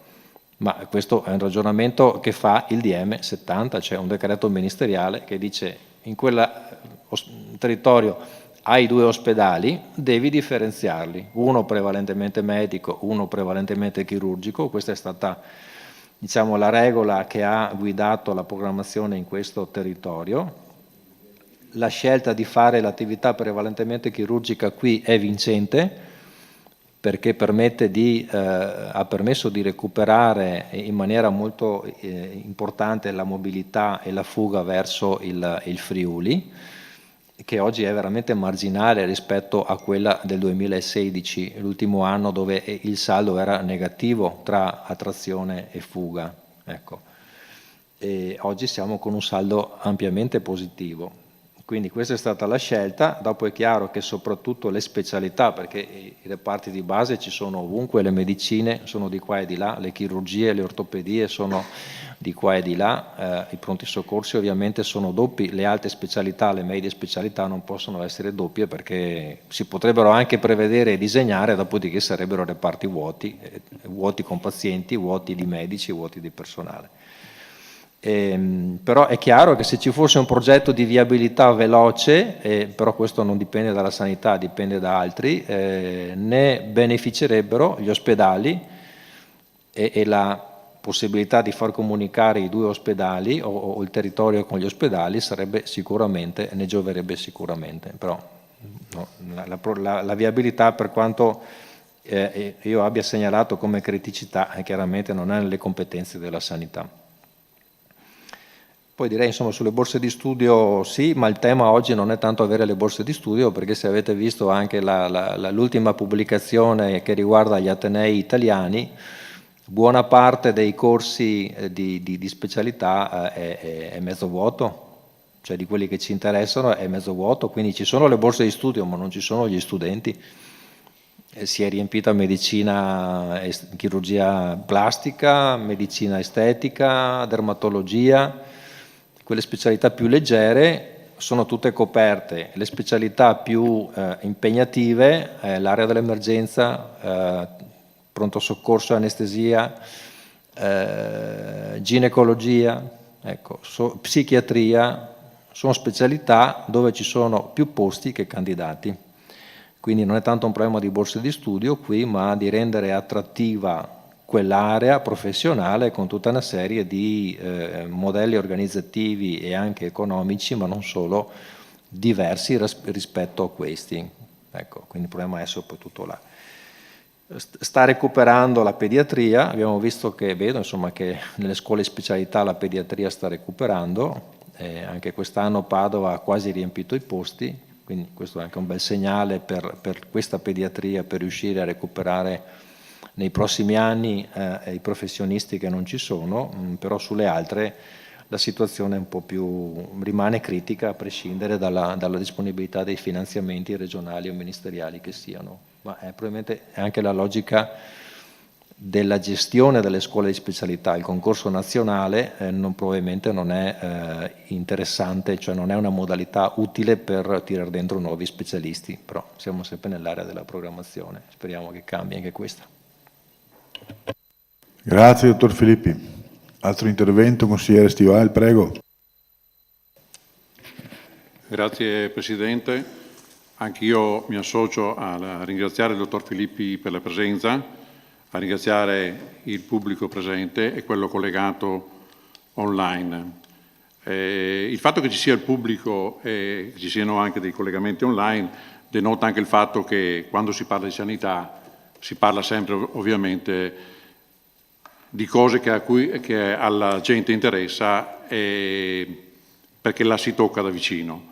Io Io tra l'altro credo di non sbagliare, ma il dottor Filippi ha anche un lungo corso nella nostra ASL, che quindi conosce bene anche tutte quante le dinamiche passate di questa ASL, e mi ha fatto piacere il fatto che abbia iniziato fin dall'inizio a parlare della psichiatria, perché probabilmente, forse anche grazie alla sensibilità del pubblico e della gente che ha raccolto 3.166 firme che ha consegnato, e forse anche alla mobilità dei consiglieri che sono stati stimolati a puntualizzare l'argomento, ha fatto sì che ci sia questo rallentamento nel passaggio, che però purtroppo stasera, da quello che colgo, spero di aver colto male, non è sicuramente definitivo, anzi a Portuguaro probabilmente non ci sarà più. Non ci sarà più un reparto che è storico, che è molto storico a Portuguaro, perché è nato nel 72 a Fossalta di Portuguaro, poi è arrivato all'interno dell'ospedale di Portuguaro, diversamente da altri luoghi del territorio dove è nato dopo, e ha una storicità diversa. La storicità che ha questo reparto a Portuguaro fa sì anche che l'approccio medico nei confronti delle persone che soffrono di questo problema sia totalmente diverso rispetto a quello che è in altre parti del territorio, perché l'utilizzo del TSO non è indice, a mio avviso, di utile per dire siccome ne faccio di più lo faccio a San Donà, perché probabilmente a Portuguaro non si fanno TSO perché l'approccio medico nei confronti delle persone che soffrono questo problema è totalmente diverso, perché viene da una scuola molto antica, molto storica, che aveva un approccio totalmente diverso. L'ho già detto nel Consiglio Comunale che abbiamo fatto tempo fa, io ho avuto modo anche di poter partecipare, aiutare nelle mie modeste possibilità queste persone a ritrovare una normalità, e so che era un progetto che era specifico dell'ospedale di Portuguaro, del nosocomio di Portuguaro. Oltre che ovviamente alla distanza, ripeto, la distanza che ha il nostro nosocomio rispetto al plesso di San Donà, che invece ha nelle immediate vicinanze un altro comunque ospedale, pur essendo una ASL diversa, ma la regione è sempre la stessa, e facilmente raggiungibile tra l'altro, perché anche qui la logistica, l'ha detto anche bene il dottor Filippi, ma l'ha anche gli interventi che mi hanno preceduto, la logistica purtroppo nel nostro territorio, pur consapevole che non è materia del direttore generale dell'ASL, ma che credo che ci sia sempre una sinergia fra la politica e il dirigere un'azienda. Io mi rendo conto che fare il direttore generale dell'ASL non è fare il direttore di un'azienda che ha un settore merceologico, fatemi usare questo termine, diverso, dove le dinamiche possono essere diverse. Non è gestire, lo so, capisco, non è gestire un supermercato dove io decido di andare a fare la spesa perché il reparto di macelleria è migliore rispetto a un altro. Questo lo siamo consapevoli tutti. Però, appunto per questo motivo, che ha una specificità, andrebbe anche nel caso di un aspetto tecnico come direttore generale, colto ovviamente con quelle che sono le propensioni, forse anche no, le indicazioni, le volontà, avere almeno un minimo di quello che la gente chiede. Poi capisco che per quanto riguarda le apicalità, giustamente vanno fatte quando si pone il problema, perché ci sono delle quiescenze, ma credo che ci sia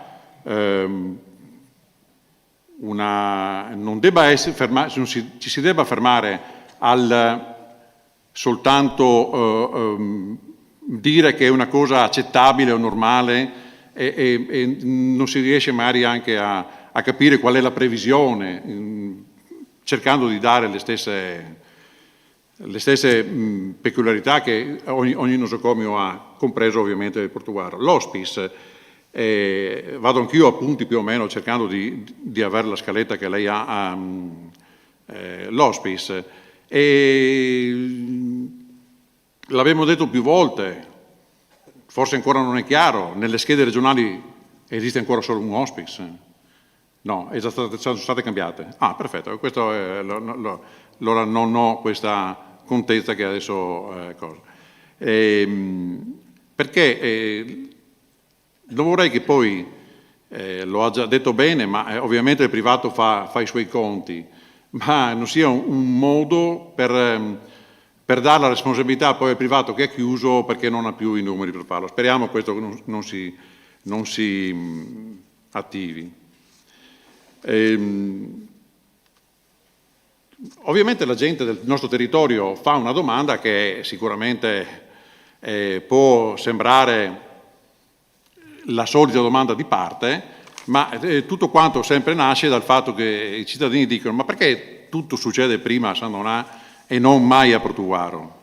Perché le risorse del PNRR vengono indicate per il resto del territorio e non per Portuguaro? Che a sto punto sono le risorse certe o quelle che mette l'ASL sono meno certe? Perché anche queste domande si fa la gente. E poi, se sono risorse dell'ASL, in quale annualità è prevista l'opera? Perché quando si fa un bilancio si prevedono anche le annualità di esecuzione delle opere, no? In base al finanziamento e alla disponibilità che si ha. Un'altra cosa che non è stata toccata, per esempio, mi ha stimolato il suo discorso per quanto riguarda i medici di base, che sono impegnati non solo a gestire i cittadini, ma sono anche occupati nelle RSA del nostro territorio, che so che fanno molta fatica. C'è una programmazione lì, ci sono delle disponibilità, perché so che le RSA fanno fatica a trovare anche disponibilità per coprire le loro esigenze. E poi, se ci sono delle disponibilità, quali sono i medici che sono già resi disponibili, non so, per l'RSA, per gli ospedali di comunità e così via. La questione logistica, ritorno indietro un passo, che veniva messa come elemento di difficoltà da parte del medico per scegliere un territorio rispetto a un altro, sarebbe auspicabile che forse la stessa attenzione, forse anche di più, venisse applicata ai cittadini come difficoltà logistica, che forse sono quelli che è l'anello debole a mio avviso di tutta la filiera. L'aiuto e la possibilità per i medici di base di avvalersi anche di tutta una serie di nuovi strumenti, ben venga. Però bisognerebbe che i nuovi strumenti anche funzionassero, che i nuovi strumenti fossero applicati anche dalla stessa ASL. Ci sono reparti dell'ASL che non applicano, per esempio, la trasmissione dei dati al fascicolo sanitario, mettendo in difficoltà quelli che sono informaticamente più evoluti a volte, perché esiste ancora il cartaceo. Ci sono medici che hanno qualche difficoltà a utilizzare... A un minuto, consigliere. Grazie, mi finisco subito. L'ultima cosa. La pandemia ha portato sicuramente tante difficoltà perché molte persone non si sono adeguatamente curate, però aveva portato anche un elemento di novità che era una programmazione certa delle visite, dei tempi e quant'altro. Ci si augura che anche questo possa essere studiato per migliorare anche le liste d'attesa e trovare le soluzioni per le liste d'attesa. Grazie. Grazie, consigliere Stival. Altri interventi? Consigliere Terenzi, prego.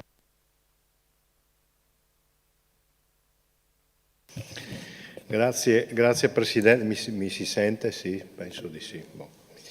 Grazie Presidente, grazie al Direttore Generale Filippi della sua presenza, anche della sua puntuale relazione che ci ha offerto alcuni elementi di ulteriore dettaglio, anche se diciamo così, la traiettoria, i percorsi ed anche i contenuti sostanzialmente si sono un po' replicati rispetto all'incontro che abbiamo avuto nel Consiglio Comunale dell'anno scorso.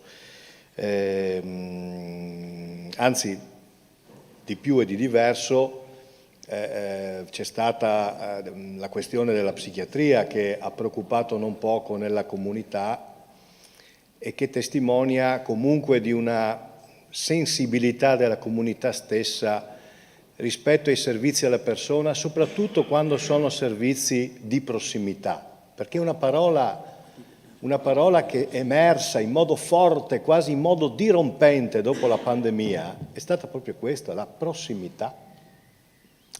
E l'azienda sanitaria, da questo punto di vista, non solo per la parte sanitaria e per la parte legata all'acuzie, ma anche per la parte territoriale e dirò di più, anche per la parte legata all'integrazione sociosanitaria, è davvero un riferimento certo, importante, di prossimità nella vita della comunità. È un elemento certo ed importante non solo per il profilo della sanità e ospedale, ma direi di più per il profilo della salute. Qui nel versante della salute ci sono tante dimensioni della vita quotidiana delle persone. Noi dobbiamo recuperare questo tema della salute, non già solo della sanità e della prossimità. Detto questo, come introduzione generale, chiedo al Presidente, quando mancano 2 minuti, 3 mi avvisi per piacere. Ecco, detto questo, io esprimo un convincimento, come cittadino italiano, sono, virgolette, soddisfatto del fatto che nel mio Paese c'è un sistema di welfare e c'è un servizio sanitario nazionale, perché è un'acquisizione politica, strategica, che non in tutti i paesi avanzati c'è ed esiste. Gli Stati Uniti d'America, che sono di per sé uno dei paesi più avanzati dal punto di vista delle democrazie occidentali, non hanno un servizio sanitario nazionale. Noi siamo, da questo punto di vista, fortunati, perché ci sono stati politici lungimiranti negli anni 70 che hanno e cito non a caso Tina Anselmi, che hanno lavorato perché vi fosse questo fondamento dello Stato sociale all'interno dell'ordinamento istituzionale, dell'ordinamento politico e della vita delle comunità. Quindi, per dire che quando noi poniamo un determinato problema o facciamo una determinata critica, la facciamo in termini positivi, ben sapendo che noi vogliamo bene al Servizio Sanitario Nazionale, ben sapendo che noi vogliamo bene all'azienda sanitaria, perché fa parte della nostra vita, del nostro contesto e ci dà delle risposte sul tema della salute e sul tema della prossimità. A livello sanitario, secondo me, c'è stato un grosso problema, soprattutto negli ultimi 20 anni, e forse anche di più. E cioè che noi abbiamo, citava il direttore generale il DM70 precedentemente, no, del 2015, è quel provvedimento che ha ristrutturato completamente la rete ospedaliera. E cosa è successo rispetto a questo? È successo che c'è stata una riduzione netta, vistosa dei posti letto ospedalieri, c'è stata una riduzione netta e vistosa delle degenze ospedaliere, l'ospedale è diventato soltanto il centro di riferimento per la fase acuta al più subacuta e però non c'è stato il resto. Cioè la programmazione sanitaria conseguentemente non ha pensato a strutturare e a realizzare le cosiddette strutture intermedie, che dovevano accogliere quegli utenti che magari ancora necessitanti di intervento sanitario o legati ai temi della salute e che avevano comunque bisogno di un accompagnamento e anche, se del caso, di una residenza protetta o comunque ad un intervento ad elevato contenuto sanitario. È successo questo, abbiamo ridotto i posti letto ospedalieri, ma non abbiamo rinforzato il territorio con le strutture intermedie. E quando dico strutture intermedie parlo di RSA, parlo di ospedale di comunità, parlo di hospice, parlo di presidi territoriali di riabilitazione, eccetera, eccetera, eccetera. Questo è successo. E in più abbiamo ridotto l'incidenza della spesa sanitaria rispetto al PIL. È vero che è aumentata di qualche milione o di qualche miliardo nel corso degli anni, ma rispetto al PIL l'incidenza non è aumentata, anzi per certi versi è diminuita. E perché dico questo? Perché per fare una rete di servizi territoriali, lo diceva in un passaggio il direttore generale, ci vogliono le risorse. Se non mettiamo le risorse, questi benedetti servizi territoriali non partiranno mai, o partiranno con difficoltà, oppure faremo i muri ma non avremo le risorse professionali e materiali per gestire i servizi all'interno di questi muri.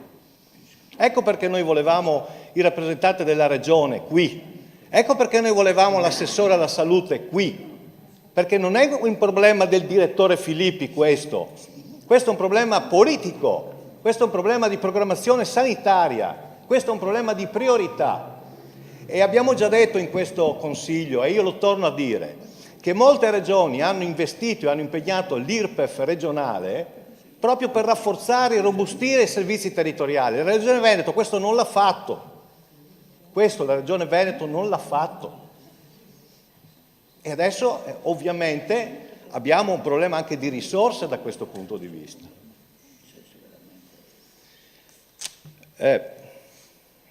Signore Direttore, io fondamentalmente mi sarei anche aspettato che nella sua relazione ci avesse dato alcuni indicatori, alcuni riferimenti rispetto ad esempio al grado di soddisfazione dell'utenza, alcuni riferimenti rispetto al grado di soddisfazione di chi vi lavora nei servizi sanitari, perché fa parte dell'insieme. Perché un professionista che lavora, virgolette, volentieri, dà un servizio migliore, perché accanto alla competenza professionale genera quei beni relazionali che potenziano la prestazione. E io credo questo, Direttore, che siccome, e dopo ci tornerò nella mia parte conclusiva, ha ragione la collega senatore nel dire che c'è una sensazione di depotenziamento, di depauperamento, dopo giustificherò quello che dico. Se in questa sede continuiamo a dire ci sono delle difficoltà generali, che ci sono anche in altre regioni o che ci sono anche in altri territori, ma in fondo le cose vanno bene. Ecco, mi scuso Direttore, lei ha detto anche altro, semplifico, ma in realtà noi avremmo bisogno di acquisire da lei anche dei profili legati ai punti di forza e ai punti di debolezza, legati alle opportunità o alle minacce, perché non è vero che va tutto bene, non è vero che va tutto bene, anche sulle liste d'attesa. E qui c'è un problema grosso sulle liste d'attesa. Vengono rispettate le priorità. Bene, se c'è una priorità P, il tempo di attesa può andare anche da 7, 8, 9 mesi. È successo a me. È successo ad altri, quindi c'è un problema più ampio.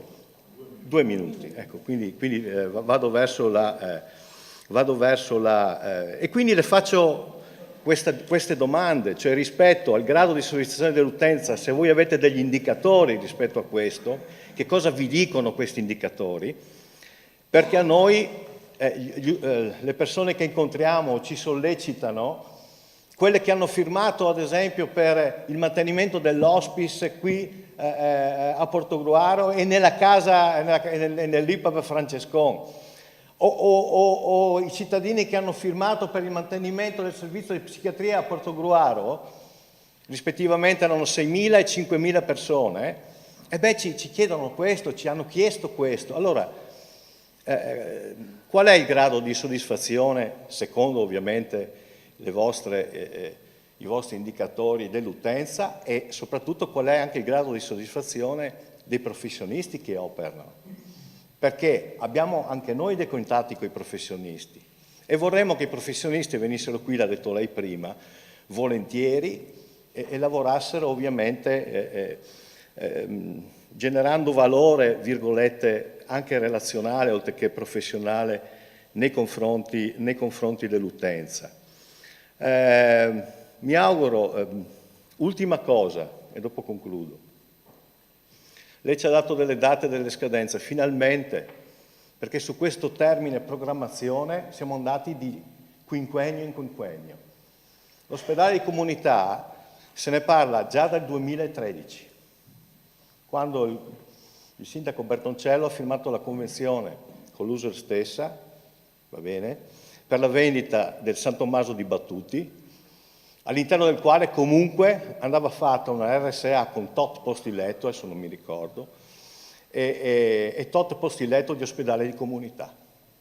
Ecco, dalla programmazione bisogna passare all'attuazione, perché i bisogni sono già presenti nella comunità, stanno spingendo, stanno aumentando. Sappiamo tutti che una persona che viene operata, magari anziana, per un problema osteomuscolare, dopo per anche il suo mantenimento, anche la sua riabilitazione deve andare a Jesolo. Non può essere questo, non può essere. Noi dobbiamo avere un'unità qui in Portogruaro e dobbiamo sapere quando questa unità finalmente potrà essere presente nella rete dei servizi. Ultimissima cosa, io lavoro in Friuli Venezia Giulia, so anche di sperimentazioni che sono partite anche prima degli accreditamenti per la gestione, ad esempio, di unità di ospedale di comunità. Si sono fatte dei progetti fra direzione dell'azienda sanitaria. Le chiedo di chiudere per cortesia, per rispetto a tutto il resto. Concludo. E queste sperimentazioni hanno anticipato la fase degli accreditamenti per dire che quando c'è l'acuzia di un bisogno bisogna rispondere tempestivamente nella comunità. Gli strumenti e le azioni ci sono, certo devono esserci le risorse. Grazie. Grazie consigliere Terenzi. Consigliere Balbisan, prego. Grazie Presidente, grazie al Dottor Filippi della sua presenza, siamo onorati per la seconda volta di averla qua. Grazie ai presenti. Il mio più che un discorso è un riassunto di quello che mi sono fatto uno scritto che adesso lo leggo, di quello che un semplice comune cittadino come me, che da 7 anni si è messo anche un po' in politica, vede al di fuori, sente e valuta. Quindi, a differenza di quello che accade nel restante territorio del Veneto orientale, Portogruaro, alcuni componenti di questo Consiglio Comunale amano apparire nei giornali e sui social parlando dell'ospedale di Portogruaro ed in generale delle realtà sociosanitarie del nostro mandamento, usando termini smantellamento, mancanza di, l'ha detto prima il consigliere Vendigni, facendo passare un'immagine non veritiera dei nostri servizi. Ed è vero, sono anni ormai che si parla di queste cose. Ricordo la campagna elettorale della Maria Teresa Senatore, l'abbiamo più volte detta, il Presidente Zaia, qua in piazza, che cosa ha detto quel giorno? Comunque acqua passata. Come più volte è stato ricordato in questo Consiglio Comunale, in questo scusate, in questo Consiglio Comunale oggi il Sistema Sanitario Nazionale sta attraversando un momento difficile per una oggettiva difficoltà nel reclutare professionalità, ed è vero. Per decenni, oltre a decurtare continuamente i fondi destinati al Sistema Sanitario Nazionale, non si è tenuto conto di un'adeguata programmazione universitaria, anche a fronte delle riforme pensionistiche che si sono susseguite, ed oggi ne stiamo pagando purtroppo le conseguenze. Detto ciò, vorrei sottolineare come questa propaganda locale, demolitiva e testuosa nei confronti della nostra sanità portoghese, comporti inevitabilmente una fuga di utenti verso altre realtà e crea anche disinteresse nei professionisti, nei medici, che inizialmente sì vorrebbero avvicinarsi al nostro territorio per iniziare o continuare la propria carriera lavorativa. Pure io, che sono un comune mortale, e credo chiunque oggi sia seduto in questo tavolo, leggendo ogni giorno sui quotidiani, nei social, dichiarazioni di un certo tipo, cambierei strada, ed è chiaro, andrei altrove. Questa propaganda locale non è costruttiva, nemmeno per coloro che tutti i giorni vanno a lavorare garantendo l'apertura dei nostri servizi, e che approfitto di ringraziare: medici, infermieri, tutte le figure professionali, OS, amministrativi, e se ho dimenticato qualcuno mi scuso. Un servizio diventa ricettivo ed importante quando è dotato di strumentazione e di professionisti competenti, e ne abbiamo tanta roba a Portogruaro. Dal 2015 in poi abbiamo tanta roba. L'atteggiamento di alcuni esponenti della nostra politica locale serve solo a smantellare quello che c'è e non a migliorare ed implementare la nostra realtà sociosanitaria. Ed è vero. Non a caso molti concorsi alla fine vanno deserti, quando inizialmente vi sono persone motivate ed interessate.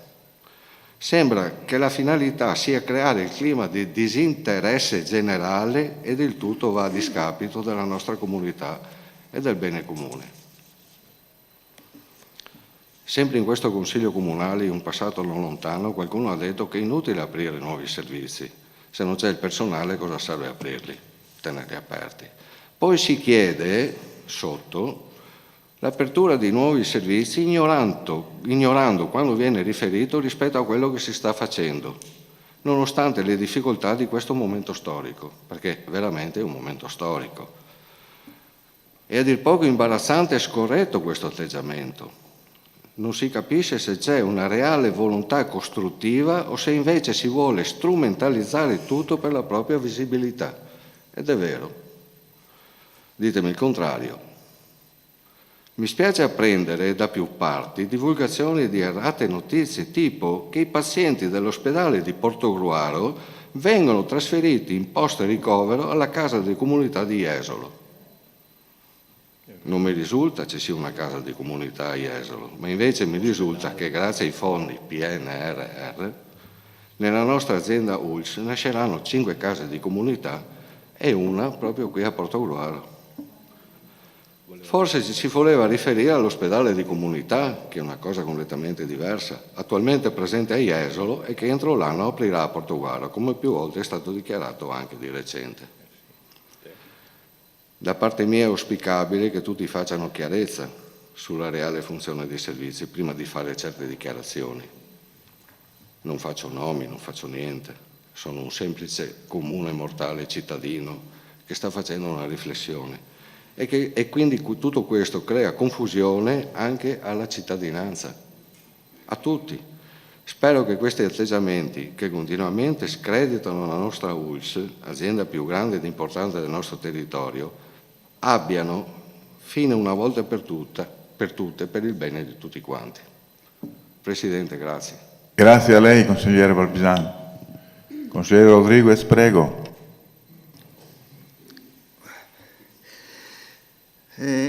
Faccio una piccola premessa prima di leggere un brevissimo intervento che mi sono preparato.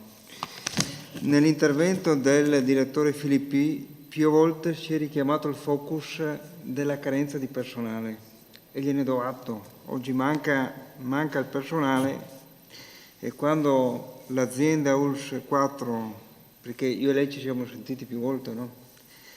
Interpella dei professionisti, questi, come lei ha detto prima, ci pensano e dicono: direttore, ci penso, poi dopo 48 ore chiamano e dicono: beh, guardi, ho sentito che Portogruaro si sta indebolendo. Avvicini il microfono, per favore. E quindi si preferisce andare a Jesolo, come lei ha detto, oppure a San Donà. Però questa è una tendenza che dobbiamo assolutamente invertire, perché se questa tendenza non si inverte, è chiaro che veramente solo in questo caso possiamo parlare di depauperamento delle strutture sanitarie. Detto questo, volevo parlare del SPDC perché mi sta a cuore, sono stato protagonista anche di una conferenza stampa qui in municipio come ufficio H. La situazione dell'SPDC di Portogruaro oggi è stazionaria. La struttura continua a ricoverare, riuscendo a dare voce alle esigenze del territorio, nonostante le frequenti malattie degli operatori in turno. Il personale è tuttavia convinto della necessità di tenere aperta la struttura e tiene botta con impegno e assiduità, sopperendo alle carenze di organico, appunto, di quello che vi ho appena detto. Il personale prosegue in tale opera nella convinzione di prestare un servizio essenziale alla comunità. Molta gente che opera in altri reparti dell'ospedale di Portogruaro sostiene con enfasi la necessità che l'SPDC resti aperto in virtù dei ben 44 anni di esistenza della struttura e della profonda integrazione di essa con gli altri reparti. Il numero dei posti letto è rimasto di 8+1, anche se notizie di oggi, mi smentisca se dico una corbelleria, e questo parte dall'interno del reparto, non faccio il nome per la privacy, ma posso dire che carica occupa questa persona che evidentemente si diverte nello sport di mettere in giro, destabilizzando l'SPDC. La caposala dice che siccome c'è personale medico ammalato, nei prossimi giorni verranno ridotti di 2 i posti letto, quindi poi lei mi dirà se dico corbellerie o se lei può andare da domani a verificare quanto le sto dicendo. Nonostante ciò, nei primi 2 mesi del 2023 i primi accessi di utenti sono stati molto numerosi rispetto alle previsioni e alle possibilità che ha l'SPDC di Portogruaro. Questo mette in risalto ancora una volta la necessità assoluta di mantenere aperta la struttura. L'unico episodio spiacevole, e anche qui mi dica se dico una corbelleria, è stata la mancata presenza degli studenti del 3° anno di scienze infermieristiche a fare il tirocinio, apparentemente motivata dal rischio che nel caso il reparto avesse dovuto chiudere, così come poi non è successo, il loro tirocinio sarebbe stato bruscamente compromesso. E qui mi fermo, perché mi pare che, anche se ho letto poche righe, siano poche righe ma di sostanza che lei credo abbia capito benissimo. E dopodiché le faccio fuori sacco, e credo di non offendere nessuno e di non scandalizzare nessuno, visto che siamo in un'assemblea pubblica come quella che è il Consiglio Comunale, con tante persone che ringrazio che ci stanno questa sera. Finalmente ogni tanto si vede qualcuno, perché di solito le sedie del Consiglio Comunale sono, a parte quando si insedia il Consiglio Comunale, tutte le altre volte, a parte un amico che è stato segnalato l'ultima volta in prima fila e che è stato qui per ore, per il resto le sedie sono sempre deserte. 9 mesi fa, in pronto soccorso, direttore, a Portogruaro, una infermiera è stata presa a calci e pugni da uno straniero con evidenti problemi psichiatrici.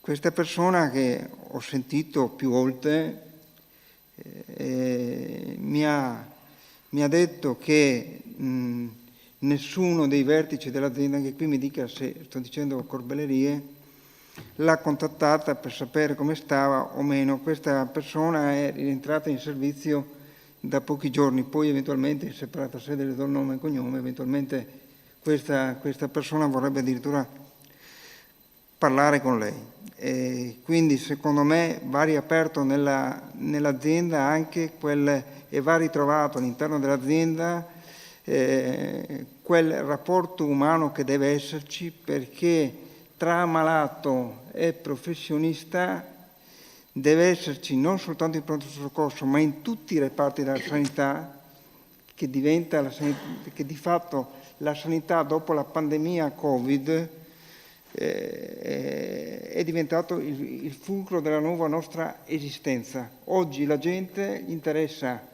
curarsi, cercare di non ammalarsi, perché abbiamo preso tutti un grande spavento, e riuscire a fare la spesa laddove si riesce a pagare le bollette e curarsi, perché talvolta bisogna aspettare dei mesi per poter essere visitati, e non tutti possono permettersi di andare a farsi visitare in privato, perché fino a 2 anni fa le famiglie degli italiani e quindi anche dei portoghesi non attingevano, noi che siamo un popolo di grandi risparmiatori, grazie ai nostri nonni, ai nostri genitori, che potevano permettersi di mettere via un gruzzoletto per il futuro. Adesso invece le famiglie stanno cominciando ad attingere dalle risorse che avevano messo da parte.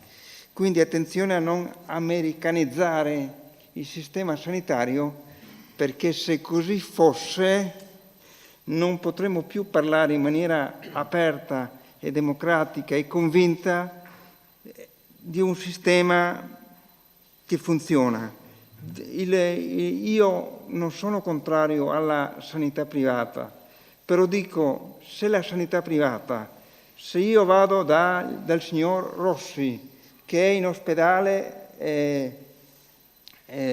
fra un mese per visitarmi, e chiamo il centro X e mi ritrovo il dottor Rossi che mi visita a pagamento dopo 2 giorni, è chiaro che a me comincia a venire qualche dubbio. Quindi sarebbe bene che la sanità pubblica, così come quella privata, riuscissero, io mi rendo conto che non è un meccanismo che possa essere immediato, ma possa ritrovare una sorta di parallelismo, perché, attenzione, la gente o mangia o si cura.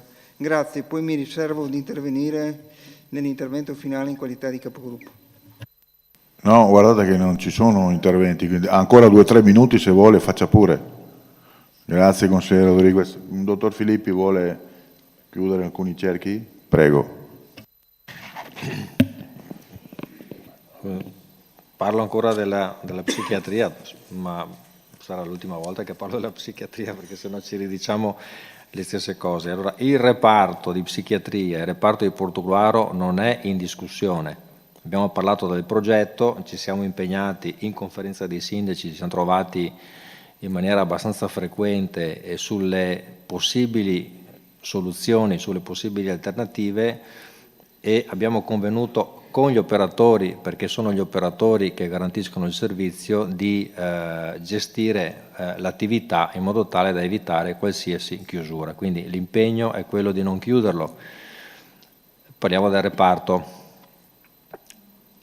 È chiaro che oggi dobbiamo tutti impegnarci, non solo l'azienda che ricerca i professionisti, perché ovvio abbiamo bisogno di acquisire più psichiatri, tutti, ognuno per la propria parte, l'azienda mettendosi sul mercato, ricercando, contattando, parlando con le università, ma anche la comunità deve impegnarsi a far sì che le persone vogliano venire a lavorare qui piuttosto che da altre parti. Oggi in sanità la differenza la fanno i professionisti, l'hanno sempre fatta, oggi più che mai. Quindi se riusciamo a acquisire tutto quello che ci serve, noi riusciamo a lavorare bene. E quindi rispondo anche al consigliere Terenzi, mi pare, che mi pone il tema del clima. Certo, stiamo facendo anche un clima con i dipendenti e con i pazienti, e stiamo facendo delle indagini di clima, partiranno a breve, per cui ben volentieri condivideremo i risultati. È chiaro che quando vai a chiedere a un operatore che lavora molto se è stanco, ti dirà che è stanco. Potrebbe dire che è stanco ed è felice di lavorare dov'è, e potrebbe dire che è stanco e non si trova bene dov'è. Quindi accetteremo anche le critiche, perché servono per migliorare, e probabilmente ci saranno delle critiche perché tutto il sistema è fortemente in tensione qui come dalle altre parti. Quindi ribadisco, e poi non lo dico più, non uscite, perché non l'ho detto io, con una affermazione e la psichiatria chiude, perché la psichiatria non chiude. Stiamo cercando medici, questo è l'obiettivo.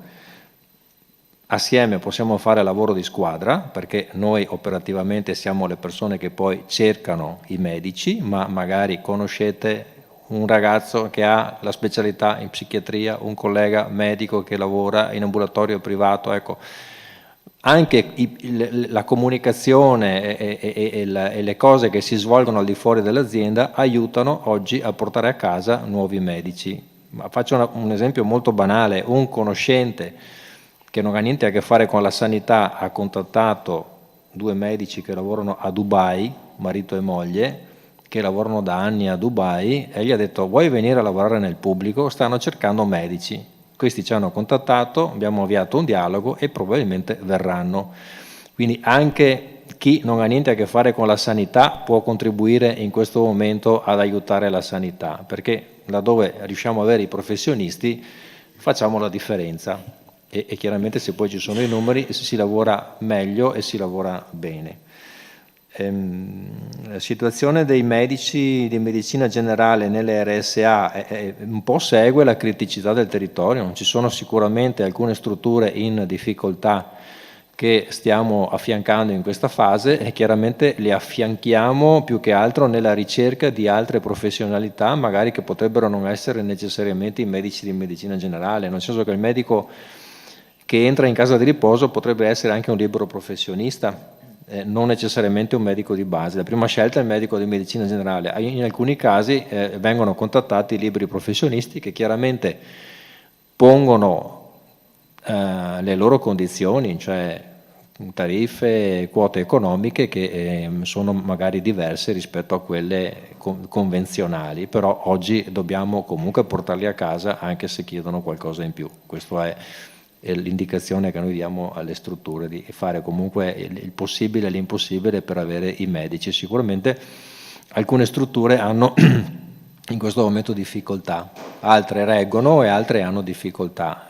L'aumento che era anche necessario delle ore di assistenza medica previsto nelle strutture è determinato ormai da un paio d'anni dalle norme regionali, chiaramente ha messo ulteriormente in difficoltà coloro che hanno anche l'ambulatorio fuori e devono garantire e l'ambulatorio e l'assistenza in casa di riposo. Però credo che sia importante dare agli ospiti delle case di riposo ore di medico in più oggi, vista anche le caratteristiche e la complessità di questi ospiti.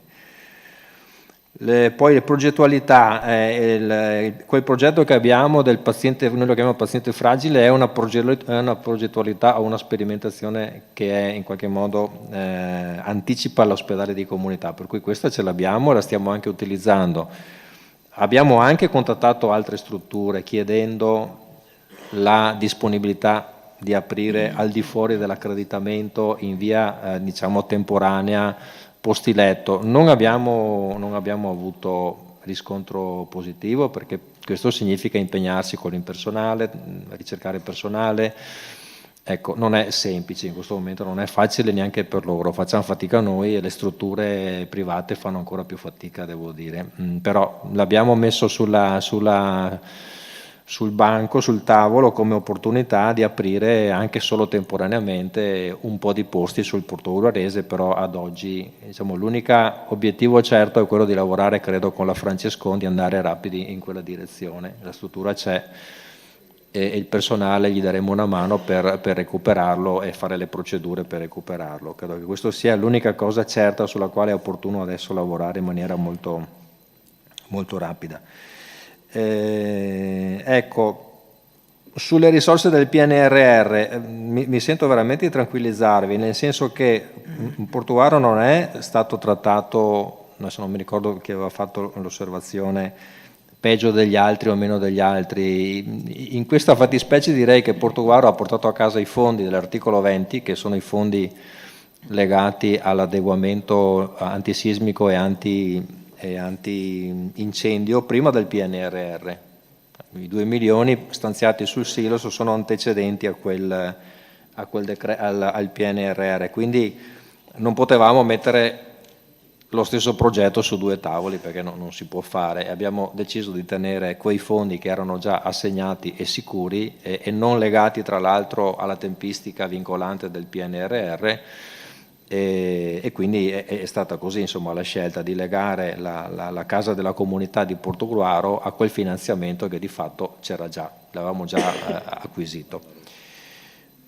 La criticità liste d'attesa, è chiaro, insomma, credo che non ci si nasconda dietro a nulla rispetto al fatto che questo è il tema del giorno per noi.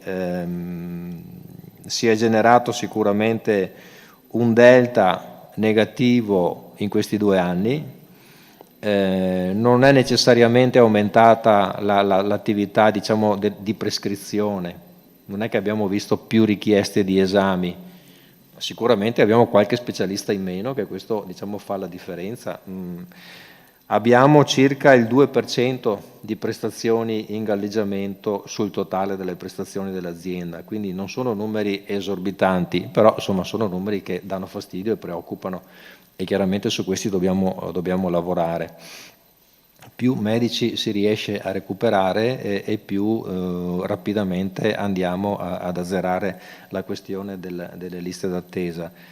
E qua devo dire stiamo lavorando veramente con alcuni operatori dell'azienda, non dico giorno e notte ma quasi, a contattare professionisti sul panorama nazionale per ingaggiarli, soprattutto quelle professionalità che sono molto specifiche, quale può essere l'allergologo piuttosto che il reumatologo, piuttosto che l'endocrinologo, ecco, quindi professionisti che, diciamo, non sono normalmente presenti in grandi quantità nelle aziende.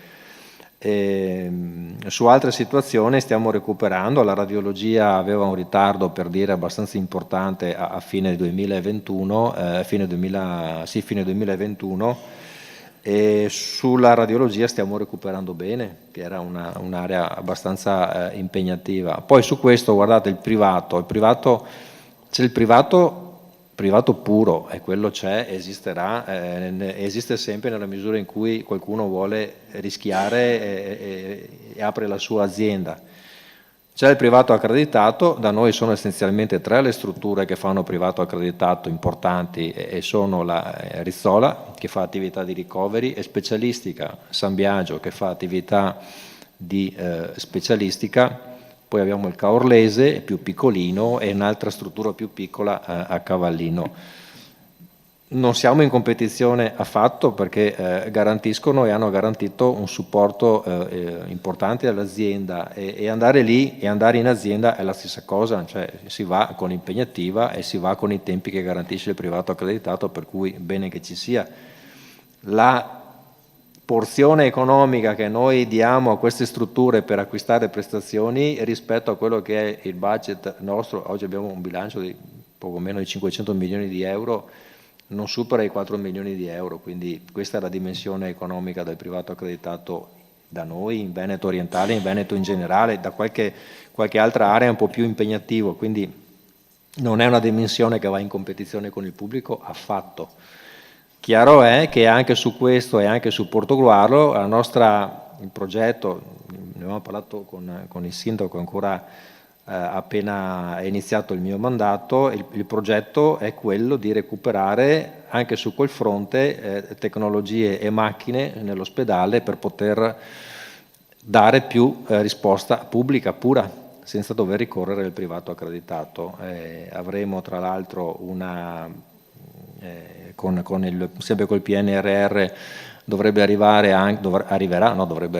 la TAC 128 Strati a Portogruaro, e quindi è una macchina, insomma, molto, molto performante.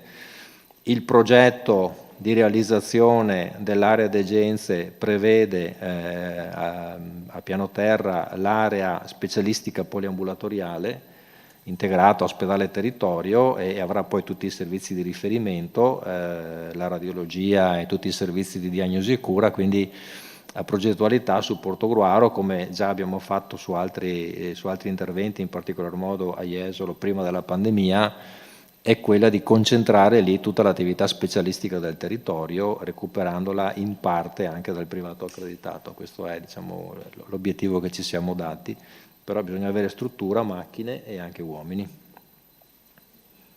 Grazie. Ecco, non commento, consigliere, mi perdoni, ecco, sulle possibili affermazioni dei nostri dipendenti verificherò. Io posso dire che per quanto riguarda i ricoverati in psichiatria oggi e da diverse settimane ce ne sono 6, e sicuramente nessuno uscirà da quel reparto se non per andare a casa perché sta meglio, e quindi è chiaro che se c'è la malattia di un medico o di un infermiere auspichiamo che guarisca rapidamente, ma poi torna al lavoro, immagino, quindi non è che per una malattia chiudiamo il reparto, se no avremmo già chiuso l'ospedale da mo'. Grazie, dottor Filippi. Consigliere Rodrigo, prego. Grazie Presidente, buonasera a tutti. Faccio una premessa che in realtà è stata fatta anche dal mio capogruppo e non solo, anche da altri consiglieri comunali questa sera. Mi rivolgerò prevalentemente alla parte politica che è assente questa sera, e per quanto mi riguarda, ma penso che tutto il mio gruppo sia d'accordo, è un fatto grave questo, il fatto che il responsabile politico regionale si sia rifiutato di partecipare a questo Consiglio Comunale, pur avendo avuto 2 mesi di tempo per organizzarsi, perché di fatto abbiamo chiesto questo Consiglio richiedendo esplicitamente la presenza di un rappresentante della Regione a gennaio, per cui penso che da qui a gennaio avesse avuto il tempo, se avesse voluto, di organizzarsi per essere qui presente. Faccio un intervento che si rivolge prevalentemente alla parte politica perché purtroppo in questo ultimo periodo la sottoscritta si è ritrovata ad avere bisogno del sistema sanitario nazionale. E quando si dice che gli utenti fuggono perché c'è qualcuno che parla di depotenziamento dell'ospedale di Portogruaro, evidentemente non sa di che cosa sta parlando, perché la sottoscritta è fuggita perché nella mia azienda sanitaria non c'era la possibilità di fare le visite specialistiche di cui avevo bisogno, ma non perché non c'è lo specialista, ma perché non c'è posto per farlo. Allora io credo che, visto e considerato che appunto si tratta di sistema sanitario nazionale, la responsabilità degli amministratori, che vanno dagli amministratori locali a quelli regionali e poi a quelli nazionali, è quella di preoccuparsi prevalentemente, principalmente, in maniera particolare delle persone che non si possono permettere di accedere alla sanità privata.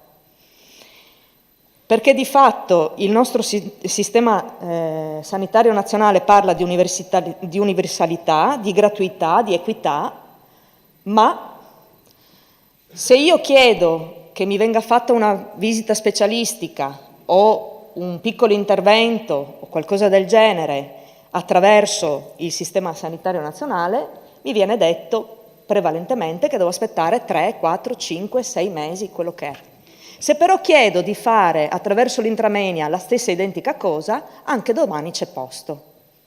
Quello di cui noi ci dobbiamo occupare è questo problema, e avremmo voluto sentire delle risposte da parte dei rappresentanti regionali che hanno l'onere e l'onore di gestire queste cose e di pensare a tutte quelle politiche che vanno incontro a queste esigenze.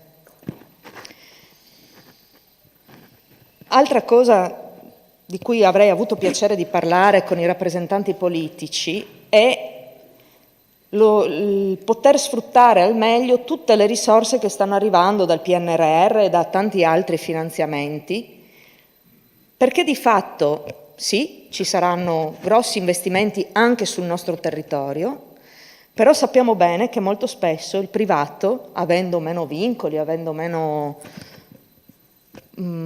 orpelli, ha una maggiore capacità di reazione rispetto ai finanziamenti che arrivano. Per cui, come nel caso di Portogruaro, probabilmente ci ritroveremo ad avere un servizio che io ritengo un servizio di prossimità, ma insomma non sono solo io che lo ritengo, viene scritto ovunque, viene detto ovunque, come l'hospice, che invece di essere gestito dall'IPAB Francescon o dalla nostra azienda sanitaria andrà ad essere gestito da un privato.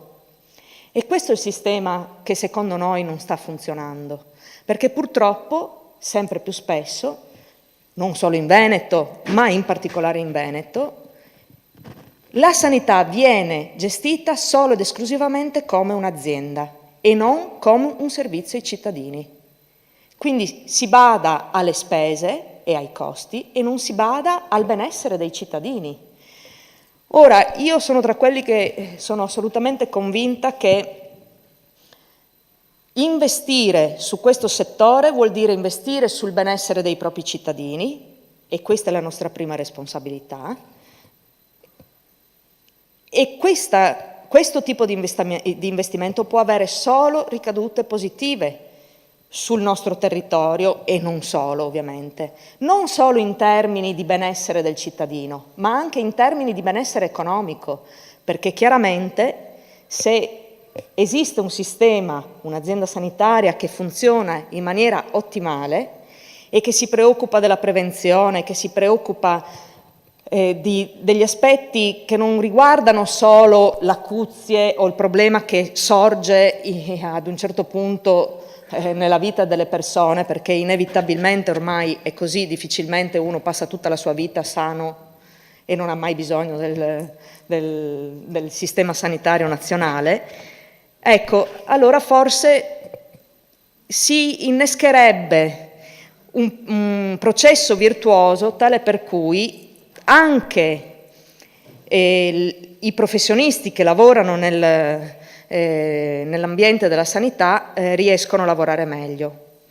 Dico anche un'altra cosa, probabilmente, e ripeto, non lo dico solo al direttore Filippi, ma lo dico, spero che arrivi questo messaggio alla Regione, i professionisti devono essere messi nelle condizioni di lavorare nel miglior modo possibile, perché purtroppo, lo sappiamo, non credo di dire niente di così scandaloso, sono sottoposti a turni pesantissimi, che molto spesso li porta a lavorare non come vorrebbero e non come dovrebbero, soprattutto, e molto spesso, consigliere Barbisan, questi specialisti decidono di andare a lavorare in altre aziende sanitarie, in altre regioni, proprio perché trovano condizioni migliori rispetto a quelle che possono trovare in questo momento in Veneto e nella nostra azienda sanitaria. Noi siamo qui a discutere di questo, oltre che dei tecnicismi, anzi forse siamo chiamati a discutere prevalentemente di questo, più che dei tecnicismi. Per cui, ribadisco, credo sia assolutamente grave e irrispettoso il fatto che l'esponente regionale si sia rifiutato di venire qui a discutere di queste cose con noi e denota la poca sensibilità rispetto ai propri territori che deve amministrare. Questo è quello che penso. Grazie. Grazie consigliere Adrigo. Prego, faccio un intervento io.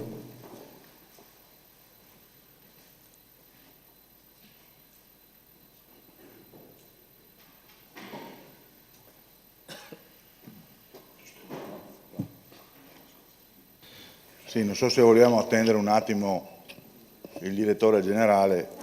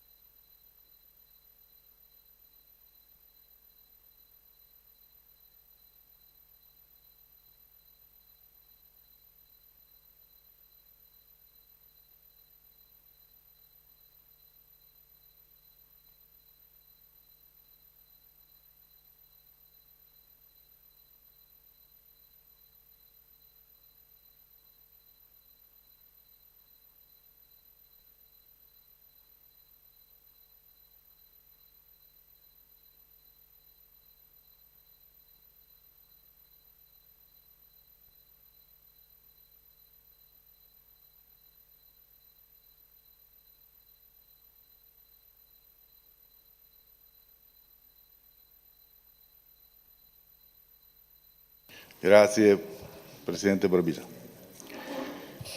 Allora non sta a me sinceramente fare l'avvocato difensore dell'assessore regionale, però siccome le ho fatte io le richieste di partecipazione e ho letto la sua risposta, lei ha dato una risposta piuttosto esatta a mio avviso per come la vedo io.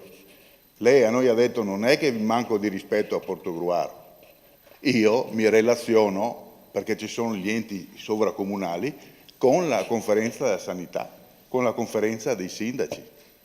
E vorrei ricordare a tutto il consesso, qua forse qualcuno si è scordato, noi abbiamo uno dei membri della conferenza dei sindaci sanità, noi ne abbiamo uno, ce l'è qua seduto, col quale possiamo interloquire, dialogare, farci dire quello che l'assessore Lanzarin va a riportare.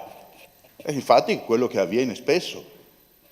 Perché se noi dovevamo pensare che l'assessore Lanzarin dovesse andare... Quanti comuni ha il Veneto? 600 comuni. L'assessore Lanzarin farebbe solo quello. Andare a parlare nei consessi dei comuni è il proprio lavoro, la propria attività, tutto quello che c'è dietro. Quindi io, ripeto, capisco il gioco delle parti, perché qua c'è anche un ruolo politico di chi sta di qua. Io ci sono stato 10 anni di là. Quindi so di cosa sto parlando.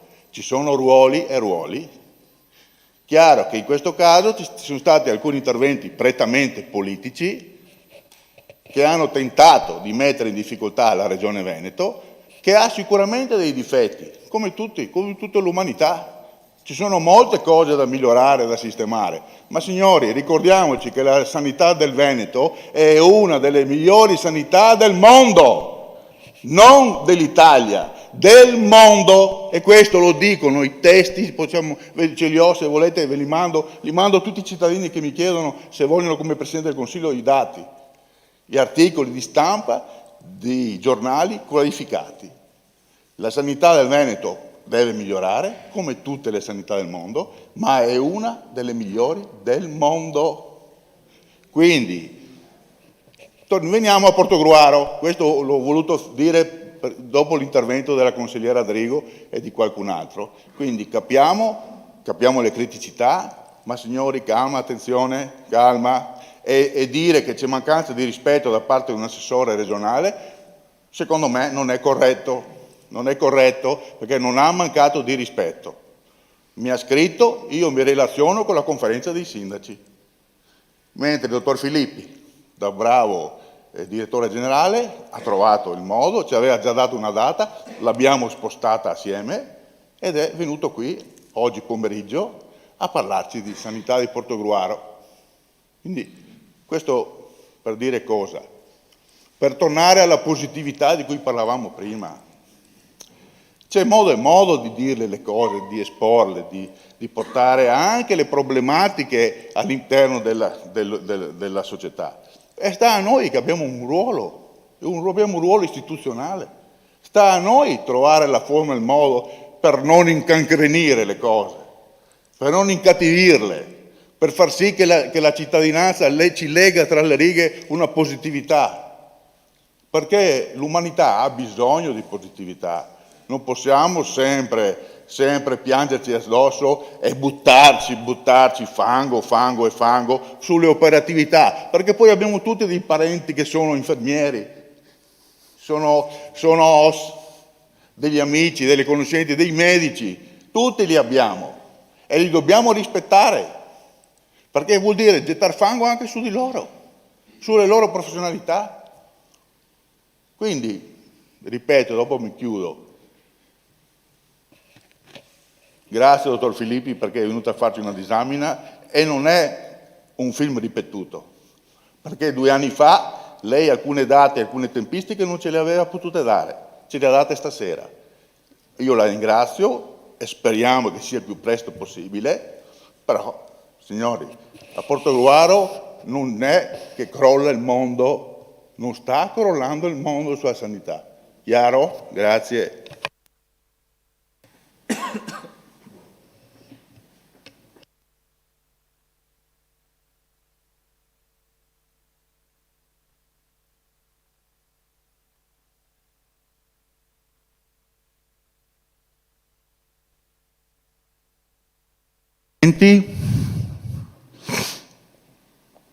Se non ci sono altri interventi, noi congediamo il dottor Filippi, lo ringraziamo di cuore per essere venuto qui per l'ennesima volta a spiegarci la situazione in maniera concreta, franca, sincera.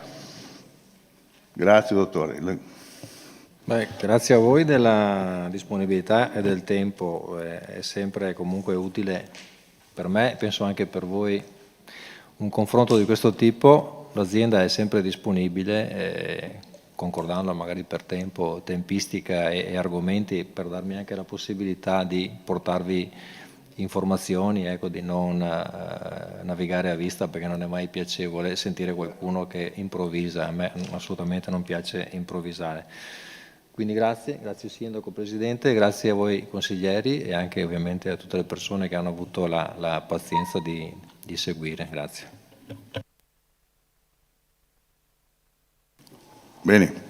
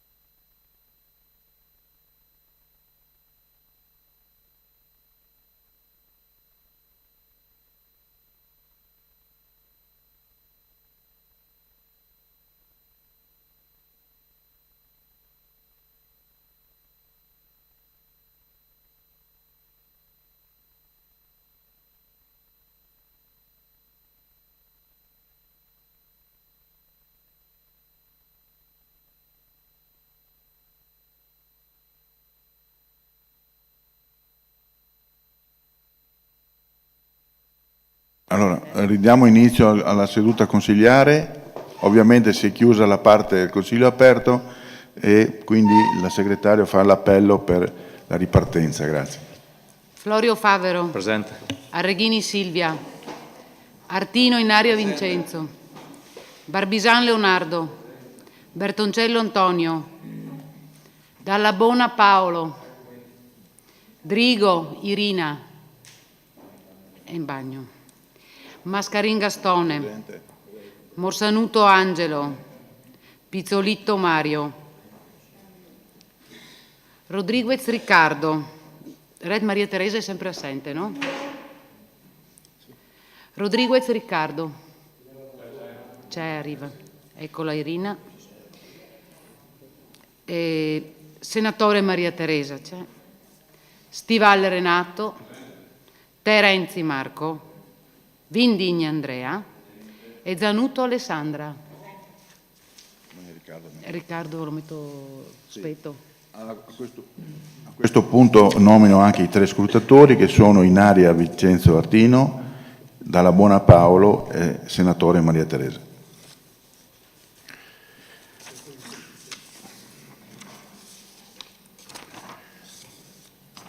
A questo punto rimangono, come sapete, le 2 proposte di mozione che in base all'articolo 39 codice 4 del regolamento verranno discusse assieme in un unico argomento.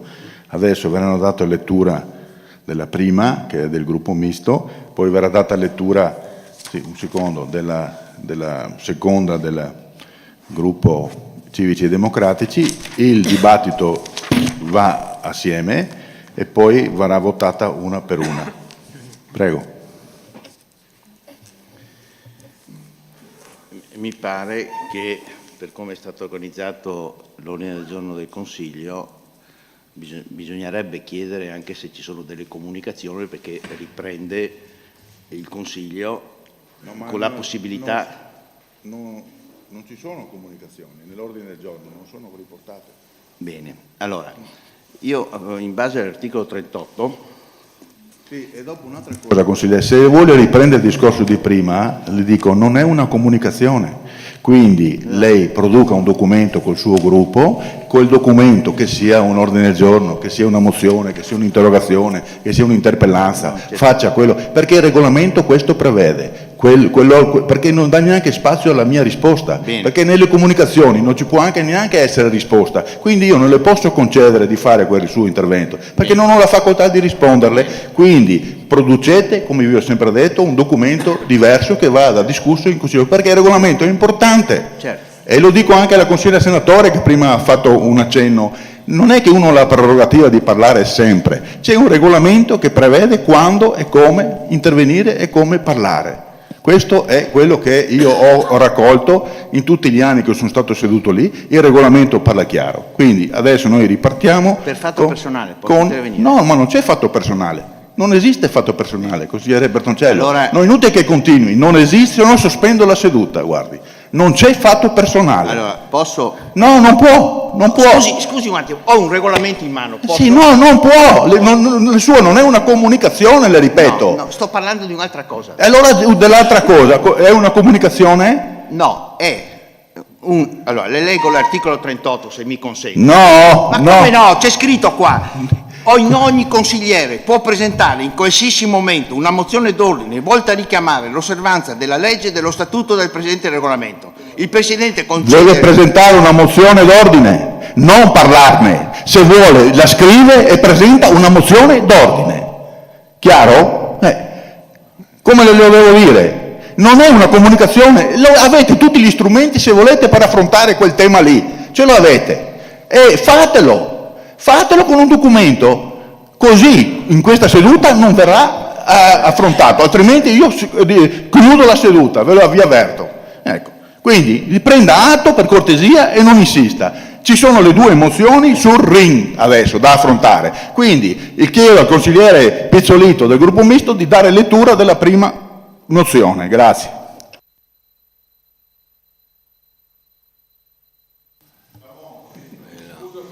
Sì, lascio la lettura alla collega senatore.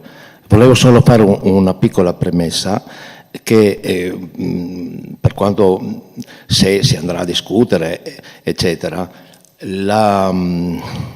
l'oggetto è appunto il ring, non è assolutamente, sgombriamo ogni dubbio, qualsiasi riferimento ai tecnici, a tutti coloro che si sono dedicati a questo, a cui va il nostro rispetto e il nostro comunque ringraziamento. Grazie.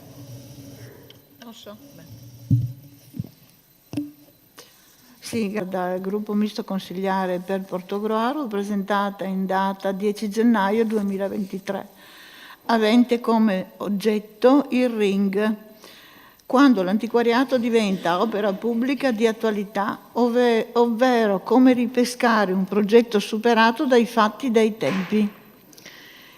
Il Consiglio Comunale, premesso che nella storia si parla di prima e dopo Cristo, per Portogruaro quando si tratta di ring o anello urbano, che dir si voglia, è doveroso parlare di prima e dopo tangenziale, perché la realizzazione della tangenziale è il vero spartiacque a giustificare la viabilità collegata alla scelta di definire un ring. Se l'accesso al centro di Portogruaro di mezzi pesanti avrebbe potuto giustificare molti anni fa una nuova viabilità, ora è tutto molto diverso. Il traffico pesante viene indirizzato dalla tangenziale verso altre direzioni e praticamente nessun camion, sono quelli modesti per lo scarico e carico, si vede puntare verso il centro del paese. Che senso ha quindi ora trattare di argomenti antichi, in nome di cosa e di chi? Idee antiche, idee vecchie che con visioni miopi e poco attuali si rifanno a qualcosa di superato e che definiamo quasi avanti Cristo. Idee che, con testardaggine e senza un minimo di riflessioni, per nulla tengono conto delle esigenze della città e delle esigenze dei cittadini. Idee che, con puntigliosità e senza riflessione adeguata, non valutano l'influenza nefasta che avrà una prolungata presenza di tanti veicoli su un anello che costringerà ad allungare gli usuali periodi di percorrenza della strada, con aumento anche dell'inquinamento. Idee che, con caparbietà e senza interlocuzione alcuna con la cittadinanza, non tengono conto della golosa opportunità da parte di qualche automobilista di trovare scorciatoie verso strade più fragili. Idee che con poca accortezza non tengono conto delle inevitabili conseguenze sul traffico che andrà verso il mare nella stagione estiva. Idee che con alterigia non valutano le pesanti conseguenze economiche che subiranno molte attività produttive e tanti commercianti. È stata fatta una valutazione preliminare accurata? Quali richieste di approfondimento sono state poste ai tecnici che, ci è stato detto, si sono occupati del PUT? È stata sentita la nostra polizia locale? Sono state ascoltate le categorie economiche? Si è trattato di verde pubblico? Si è considerato cosa potrebbe capitare in caso di incidente stradale? Vi è un parere scritto da parte delle forze dell'ordine, della struttura sanitaria, dei vigili del fuoco? Certamente i mezzi di emergenza hanno la precedenza su un qualsiasi altro autoveicolo o pedone, ma sicuramente non possono percorrere la strada in direzione opposta al senso di marcia. Sappiamo bene che quando si tratta di salute la tempestività dell'intervento può determinare la vita o la morte di una persona. Ci chiediamo quindi cosa ci sia di così urgente nella realizzazione del ring a scapito di tante altre opere che sarebbero veramente a servizio dei cittadini. Il ring ci pare proprio inutile e veramente antiquariato e non antiquariato di pregio ma ciarpame. Impegna il signor Sindaco a chiarire in un pubblico dibattito alla cittadinanza tutti i punti in premessa e a divenire al più presto l'annullamento dell'opera pubblica denominata ring. Mario Pizzolito, Maria Teresa Senatore, Renato Stivalli. Grazie. Prego, consigliere Terenzi.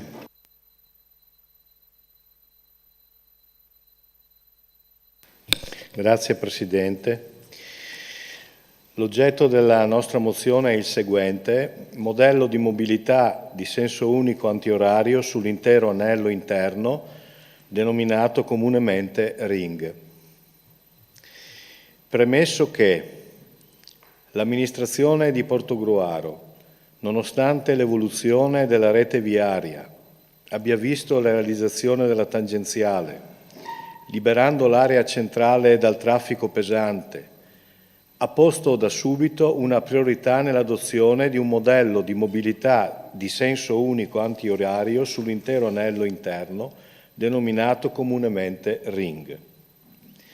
Nel giugno del 2021 la Giunta Comunale ha approvato, virgolette, il documento di fattibilità delle alternative progettuali per la riqualificazione viaria dell'anello urbano del centro di Portogruaro. Il costo totale è stato previsto in 990.000 euro. Con la determinazione numero 2631 del 16 dicembre 2021, il dirigente responsabile dell'area tecnica ha avviato la ricerca di professionista esterno all'amministrazione, cui affidare la progettazione, la direzione lavori, la contabilità, la redazione del certificato di regolare esecuzione, il coordinamento della sicurezza per la realizzazione delle opere. Che tale priorità è stata perseguita dall'amministrazione con caparbietà e puntigliosità e senza un'articolata e previa approfondita riflessione che abbia tenuto conto delle esigenze dei cittadini e delle esigenze delle attività che si sviluppano nella comunità. Che non vi è stata alcuna consultazione previa e valutazione preliminare circa gli impatti e le conseguenze generati dalla nuova viabilità da un punto di vista urbanistico, sociale ed ambientale. Posto che non è stato dato di sapere se sul piano tecnico l'amministrazione abbia prima formalmente sentita la polizia locale, siano stati acquisiti pareri previ delle forze dell'ordine, dei vigili del fuoco e dell'azienda sanitaria per gli interventi di emergenza, siano state consultate previamente le aziende di trasporto per la rete pubblica dei trasporti, con particolare riguardo al trasporto scolastico. Preso atto che il Consiglio Comunale in data 29 aprile 22 ha approvato una delibera di indirizzo inerente alla revisione del Piano Generale del Traffico Urbano del Comune di Portogruaro, approvato con delibera 95 di data 11 settembre 2022. In data 1 febbraio,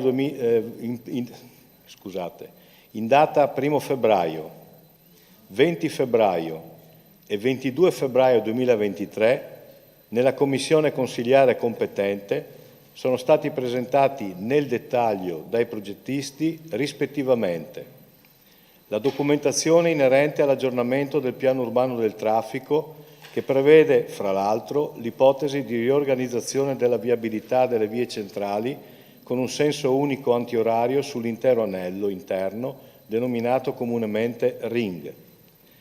Il progetto consistente in interventi di mobilità sostenibile attraverso la riqualificazione viaria dell'anello urbano del centro di Portogruaro con miglioramento funzionale della mobilità lenta ed ottimizzazione delle zone di interscambio, comunemente denominato Ring, la soluzione di mobilità alternativa al Ring, con il mantenimento del doppio senso di circolazione nell'anello centrale, contenuta nella documentazione di aggiornamento del piano urbano del traffico. Considerato che il Ring, quale soluzione per la viabilità, era stato bocciato dai precedenti estensori del piano urbano del traffico, 1998 Ingegner Novarin, e del suo successivo aggiornamento, 2007 Ingegner Seneci, che avevano sposato la soluzione a doppio senso con la riconfigurazione delle intersezioni semaforizzate mediante rotatorie, che invece con il Ring devono ora essere riconfigurate.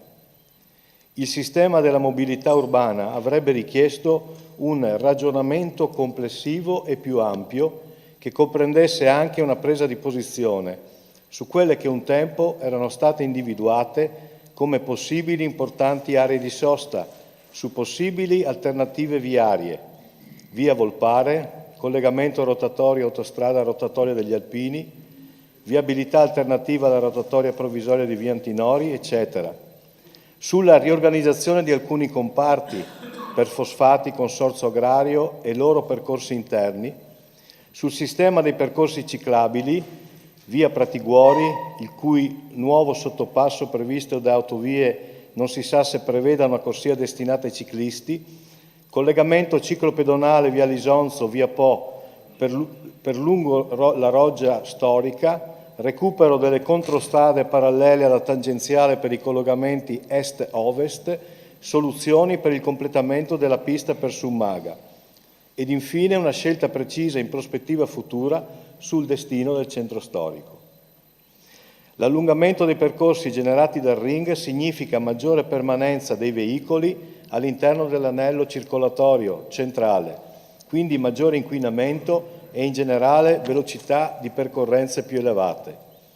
Infatti gli estensori del piano, consci di questo, propongono tutta una serie di interventi e di provvedimenti per scongiurare e mitigare questo effetto, restringimenti di carreggiata, limitazione delle velocità a 20-30 km/h, piattaforme di attraversamento, spartitraffico.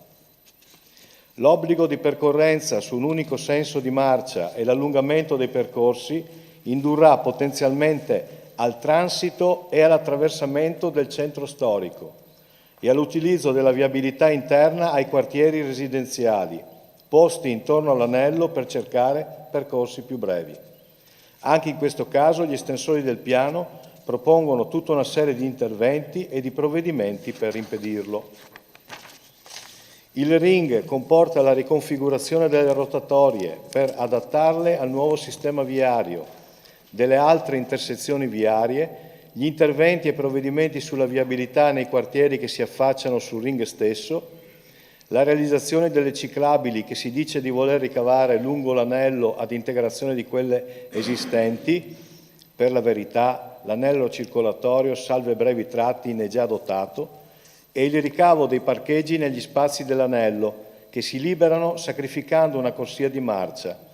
Tutto questo con conseguente significativo impegno economico, certamente oltre i 900.000 euro già impegnati dall'amministrazione. Un traffico potenzialmente più scorrevole induce poi ad un incremento della velocità di percorrenza, con diminuzione della sicurezza negli attraversamenti e nelle intersezioni.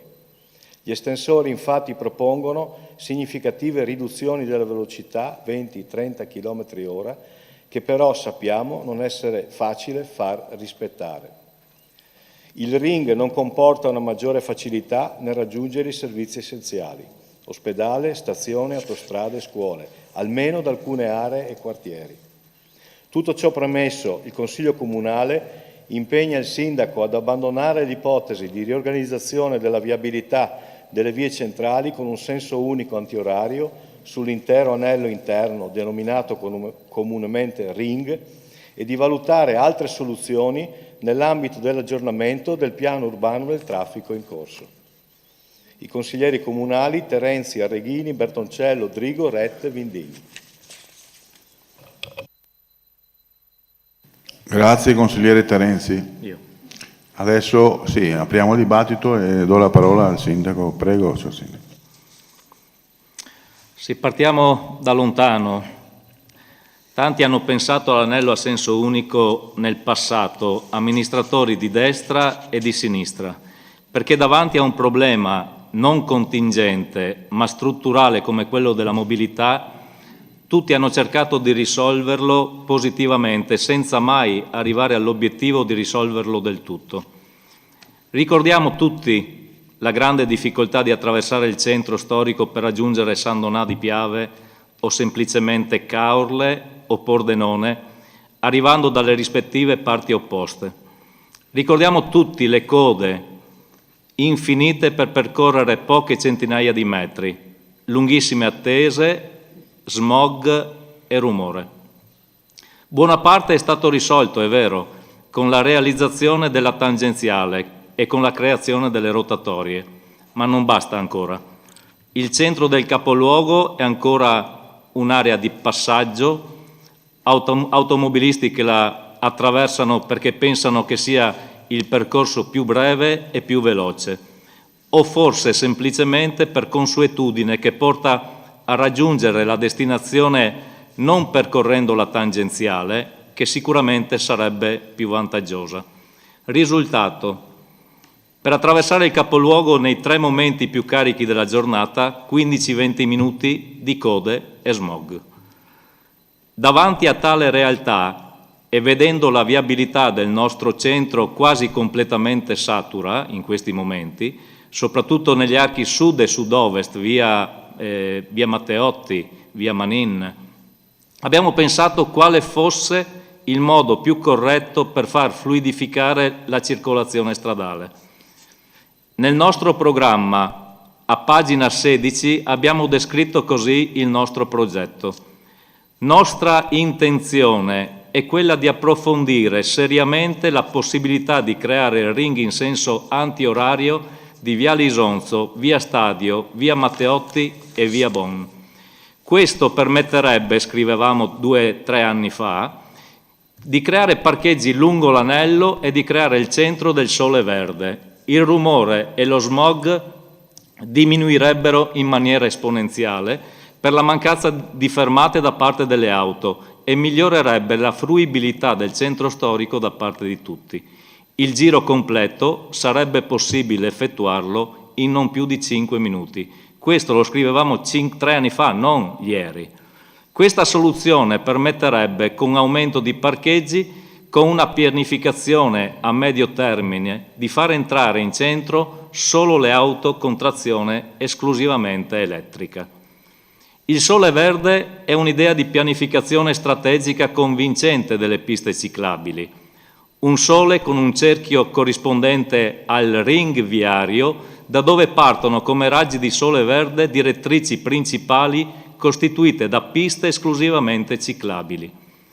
Tali piste, in una programmazione a medio e lungo termine, deve considerare la possibilità di accompagnare i ciclisti dalle zone periferiche e dai comuni vicini al centro storico di Portogruaro e dal comune di Portogruaro lungo le aste di grande pregio ambientale, fiume Lemene, fiume Reghena, fiume Tagliamento, fiume Livenza, portare i ciclisti sul litorale veneto e sulle aree a nord del vicino Friuli.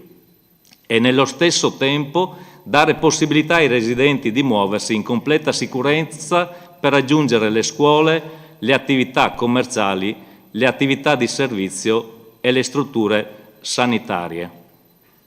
Non avevamo una visione 3 anni fa.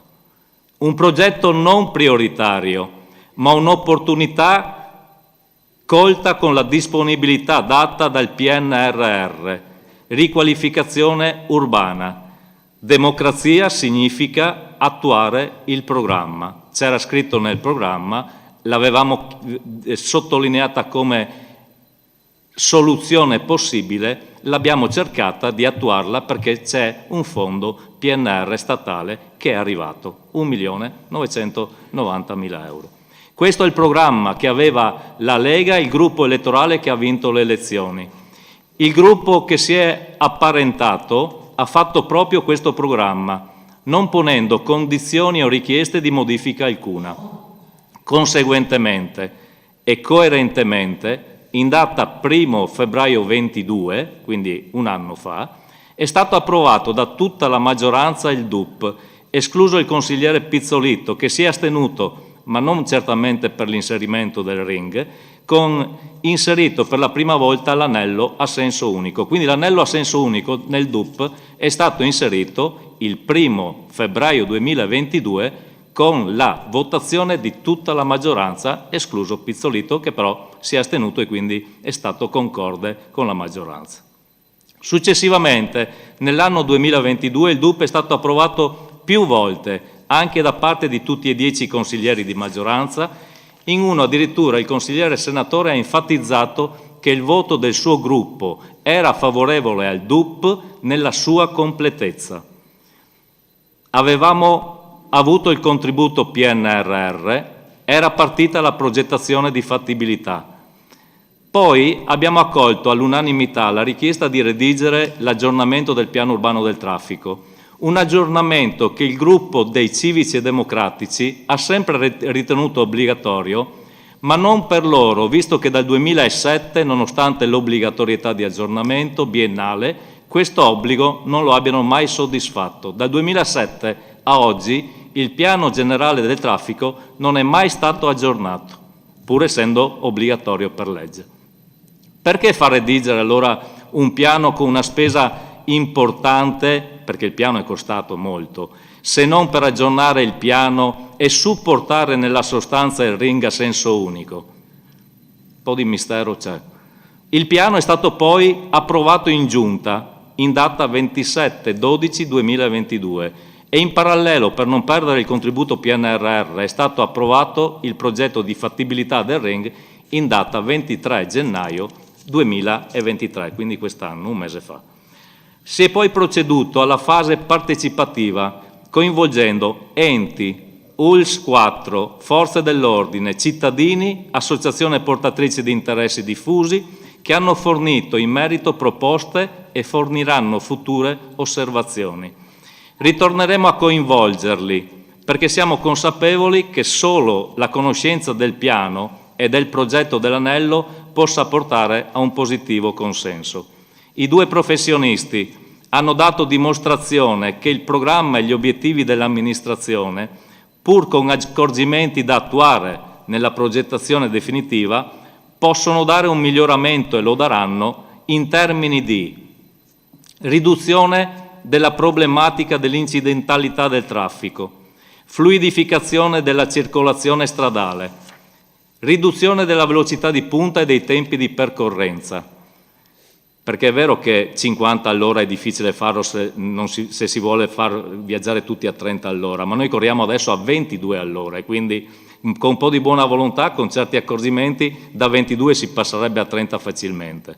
Maggior garanzia alla sicurezza della circolazione stradale delle categorie di utenti deboli, pedoni e ciclisti, al fine di incentivare l'utilizzo di tali mezzi in alternativa alle auto. Migliorini ha fatto vedere come ci si comporta quando si arriva a una barriera verde e all'interno della barriera verde c'è una pista ciclabile che ci protegge tutti. Riduzione progressiva del traffico di attraversamento, in particolare nelle aree particolari di pregio storico, artistico e architettonico che abbiamo. Miglioramento della qualità della vita nell'area urbana con grande attenzione alla qualità dell'aria e alla riduzione del rumore all'interno dell'area centrale. È falso dire che lo smog aumenta, perché altrimenti diciamo quello che i professionisti per tanti giorni hanno detto in questi ultimi mesi. E non l'abbiamo detto noi amministratori, l'hanno detto i grandi professionisti. Sia come domanda anche con ricucitura di piste ciclabili esistenti e realizzazioni di nuove. Tutti gli scenari sono stati approfonditi, anche quello di mantenere il doppio senso di circolazione pur realizzando tutte le opere previste dal progetto con contributi PNRR.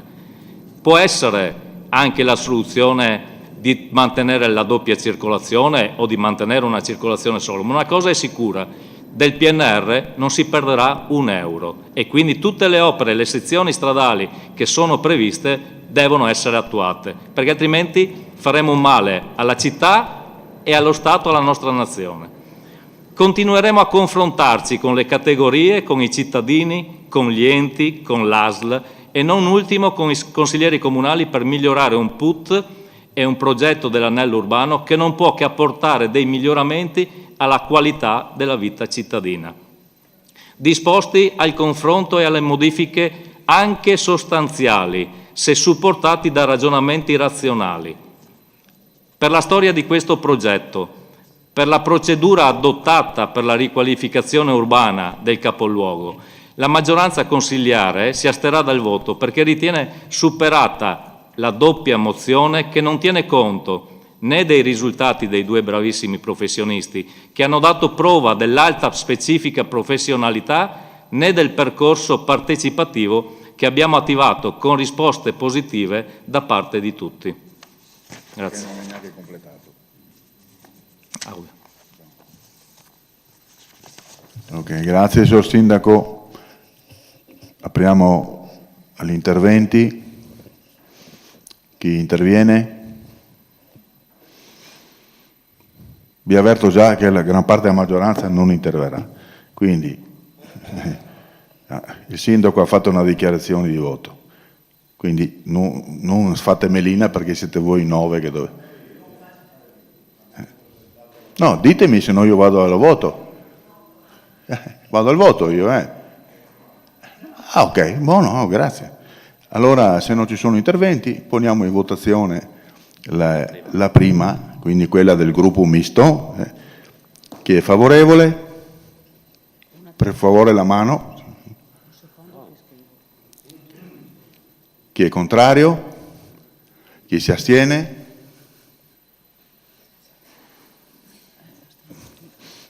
Sei riuscita? Sì, Tutto il resto? Sì. 7. 9-7. Poniamo in votazione allora la seconda mozione. Salutiamo anche la consigliera Ret, chiedo scusa che tanto ci ha raggiunto. Chi è favorevole? Come prima, 9 favorevoli. Chi è contrario? Chi si astiene? Le mozioni sono approvate. Chiudiamo qui. Prego. Signor Presidente, mi corre l'obbligo informarla che le presenteremo formalmente in questo momento una mozione di sfiducia nei confronti del signor Sindaco, analogamente a quanto abbiamo già fatto precedentemente, corredata da 9 firme del Consiglio Comunale. Ecco, io mi accingo a leggere ovviamente la mozione di sfiducia, la consegno a lei affinché possa essere protocollata e possa essere poi discussa secondo la normativa vigente. Mozione di sfiducia del Sindaco del Comune di Portogruaro.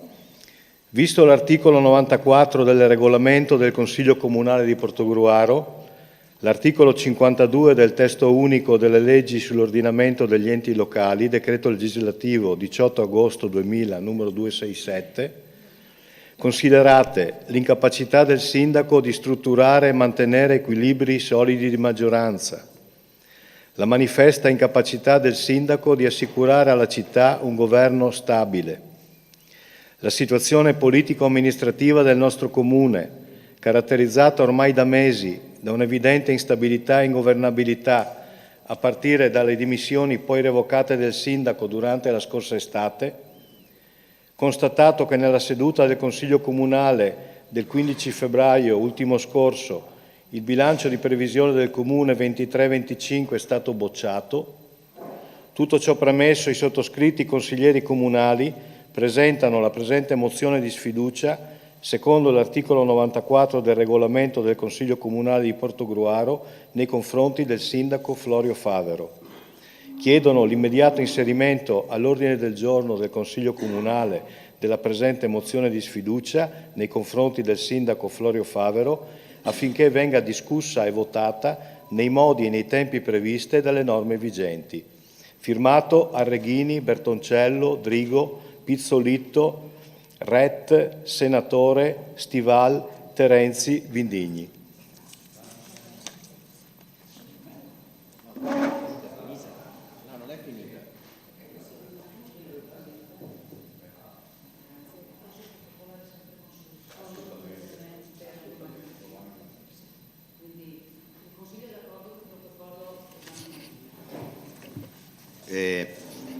Io volevo, come avevamo detto prima, dopo non la discutiamo, visto l'esito, però io volevo presentare, però lo leggo, ai sensi dell'articolo 38 del regolamento del Consiglio Comunale, con la presente sono a richiedere una mozione di sfiducia per richiamare, una mozione d'ordine per richiamare l'osservanza del regolamento del Consiglio Comunale in ordine a 2 questioni. L'annullamento della seduta comunale convocata per l'1 marzo 2023 e la mancata possibilità di fare una comunicazione nel senso dell'articolo 30 dello stesso regolamento per comunicare l'annullamento della seduta del 1 marzo 2023. Chiedo gliela consegno. Allora io le ricordo, perché lei è stato anche sindaco, che le mozioni d'ordine si presentano sui consigli in corso, non su quello che è stato annullato. Però la accolgo, me la porti. Le mozioni d'ordine si fanno durante il Consiglio, quello che è successo durante... Prego, me la dia, la colgo. No, la colgo. Sì. Perché... Forse non lo sai i cittadini, allora ecco. me lo consente? Articolo 38. Ogni consigliere può presentare in qualsiasi momento una mozione d'ordine volta a richiamare l'osservanza della legge, dello statuto e del regolamento.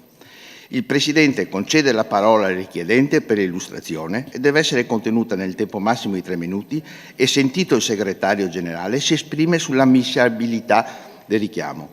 Ove il richiamo comporti a giudizio del Presidente la necessità di una decisione del Consiglio, questo avviene seduta stante dopo che sia intervenuto per non più di 3 minuti un consigliere contrario. Io le voglio solo dire, consigliere, perché me lo ricordo, lo ripeto, per fortuna nella mia vita sono stato seduto 10 anni lì dove è seduto lei e mi ricordo benissimo le mozioni d'ordine, ne ha presentate anche il consigliere Mazzon un paio, le ha fatte durante il Consiglio Comunale in corso per fatti che accadevano in quel Consiglio Comunale, non a ritroso. Se volete affrontare la mia scelta di ieri, perché è di ieri, Sì, certamente. fate un altro documento che ne parliamo, ne ragioniamo, fate un documento diverso. Chiudiamo, va bene, signori, Presidente. salutiamo il pubblico che si è divertito sicuramente, salutiamo il pubblico da casa e chiudiamo la seduta, grazie.